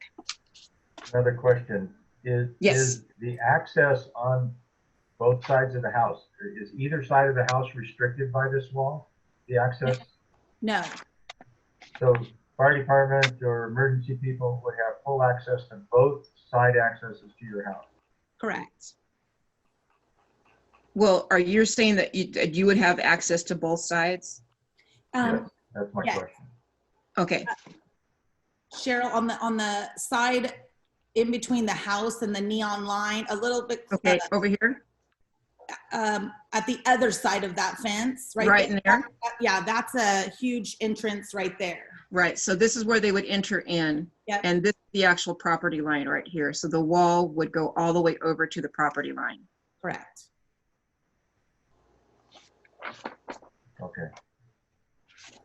Cheryl, PC3. Okay. Can you hear me okay, Cheryl? You're breaking up. So yes, I will try to listen. What did you need? Rule PC 3.1. Uh-huh. Says that you can build in the setback. You cannot build in the setback unless specifically approved by the committee. Correct. CCNR section 7 has the same thing, that you can build in the setback if it's approved by the committee. That is correct. Why is it that the committee has chosen not to exercise that opportunity? That's something you would have to basically ask the committee. I thought John was going to be on the line today. Apparently he's not. They're concerned, and I don't know if it's really safety. They're concerned that nothing should be placed in the setback. We did discuss it regarding gates, because gates are in the setback all over the place. And according to the pictures that were shown, obviously from Ms. Rowe, there are members that have this all over the community as well.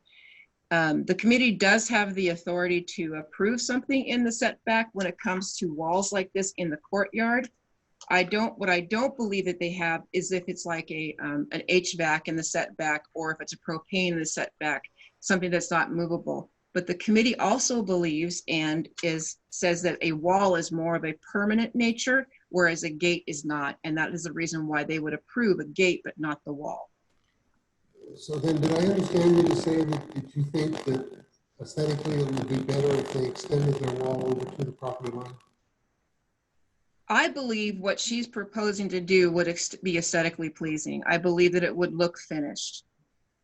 So I am compelled to think that since we think it would look better, and the purpose of all that we do in planning compliance is to try to improve the appearance of our community, and we have this exception in the rules, that we could accept this without suggesting that we're breaking rules.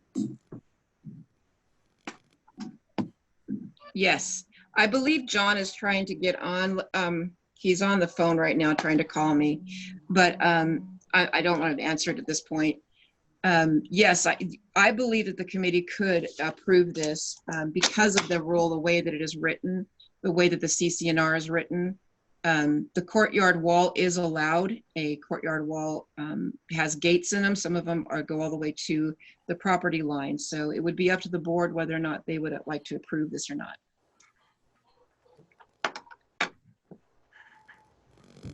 Comments from the directors?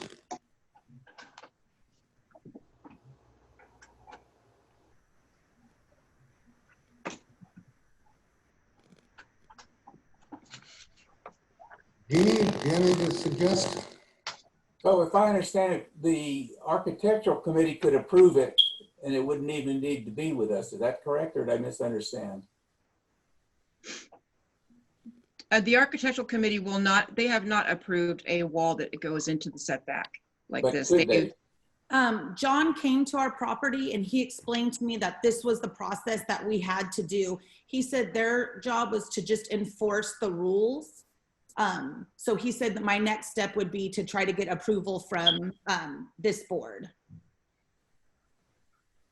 Okay. And if I understand it correctly, there's X amount of houses in the neighborhood, they're already that way. However they got there. There's 18 just within 3 streets of us. Okay. And over 200. We also have to understand that even though there might be violations that exist in the community, we do know that there are violations exist. What I believe, in the explanation under PC 3.1, the committee basically states that the committee's expectation that only improvements such as landscaping, driveways, retaining walls, and stairways will be approved for installation in the front yard setback, and improvements such as landscaping, decks, and gazebos. Then it further states the side setback is to be kept free. It also explains what the setback is. And then in the CCNRs, it does basically state that the committee, which limits the extent of the portion thereof upon which improvements can be constructed without the express approval of committee. So basically, nothing can be done without the approval of the committee. The committee in my tenure has not approved something in the setback. That does not mean that things in the setback don't exist. So I just wanted to make sure I clarified that. And I will, can you hear me, Cheryl? Yes. I will add that John comments, I guess he's watching on Facebook, says that the wall extends to the property line, a CCNR violation. It is in the 5-foot setback. It is also, correct. This is also a city and state code violation. So that's what John wanted to contribute. Okay, and I appreciate what John was trying to say. And that we don't go based off of city code. We can't, because city code basically enforces the safety and structural, and that's not us, it's for aesthetics. And he is correct by saying that we are not allowed to approve anything in the setback.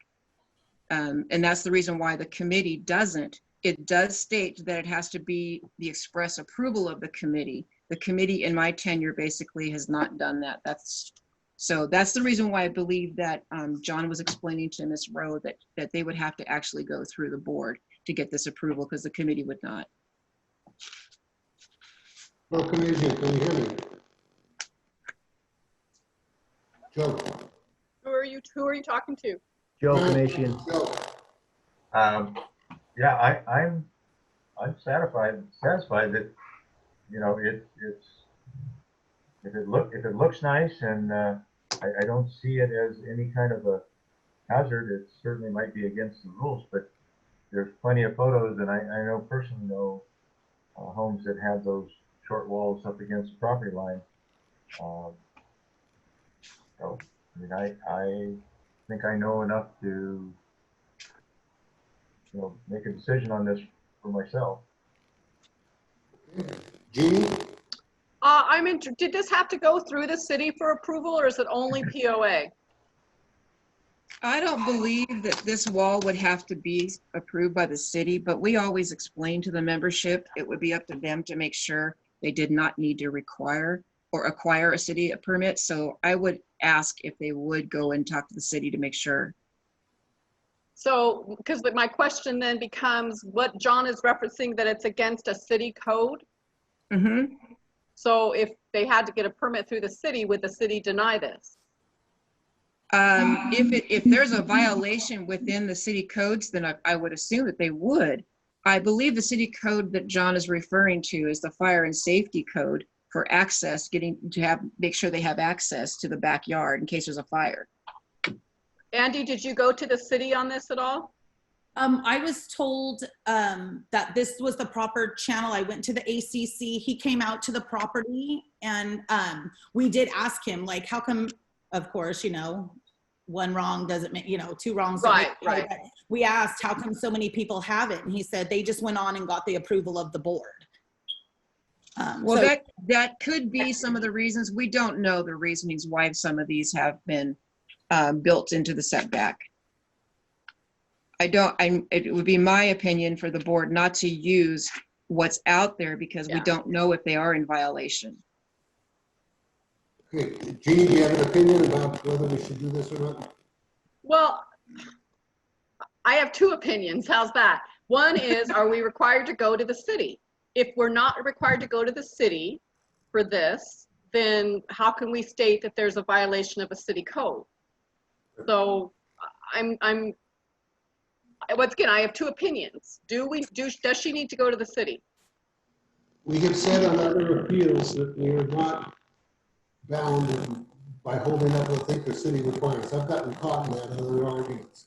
So I think we should set aside. If the city wants to prevent this, that's the city's business. If they think it's public safety. They have demonstrated that there's easy access to the backyard around that side of the house. You just have to walk around the courtyard. So actually, the wall is 2 feet. Any firefighter could jump right over it. I promise. Even I could jump over that. We could. Okay. Jeannie, I'd like to point out that in all of our approval letters, and I believe even in our rejection letters, we always quote PC 1.5. The committee does not review applications for or base its decision on compliance with building codes. Okay. The association's approval does not relieve owners of any duties to obtain city permits, nor does the association approval reflect compliance with any public agency requirement. So then, therefore, what we would request is that the member go and check to make sure they do not need to obtain a city permit. But as for us, we're not allowed to quote city codes in ours. So then I have the information I need as well. Thank you. Okay. I feel very strongly, I hope you can understand what I'm saying. I feel very strongly that we don't want to violate our own rules, but where we have room for exception, and I believe we have room for exception in PC 3.1 and in the CC&R section 7 that our committee in their good work has decided not to exercise, that we can exercise. I believe that our interest is in to make our community as beautiful as possible and to enhance its aesthetic appearance every chance we get.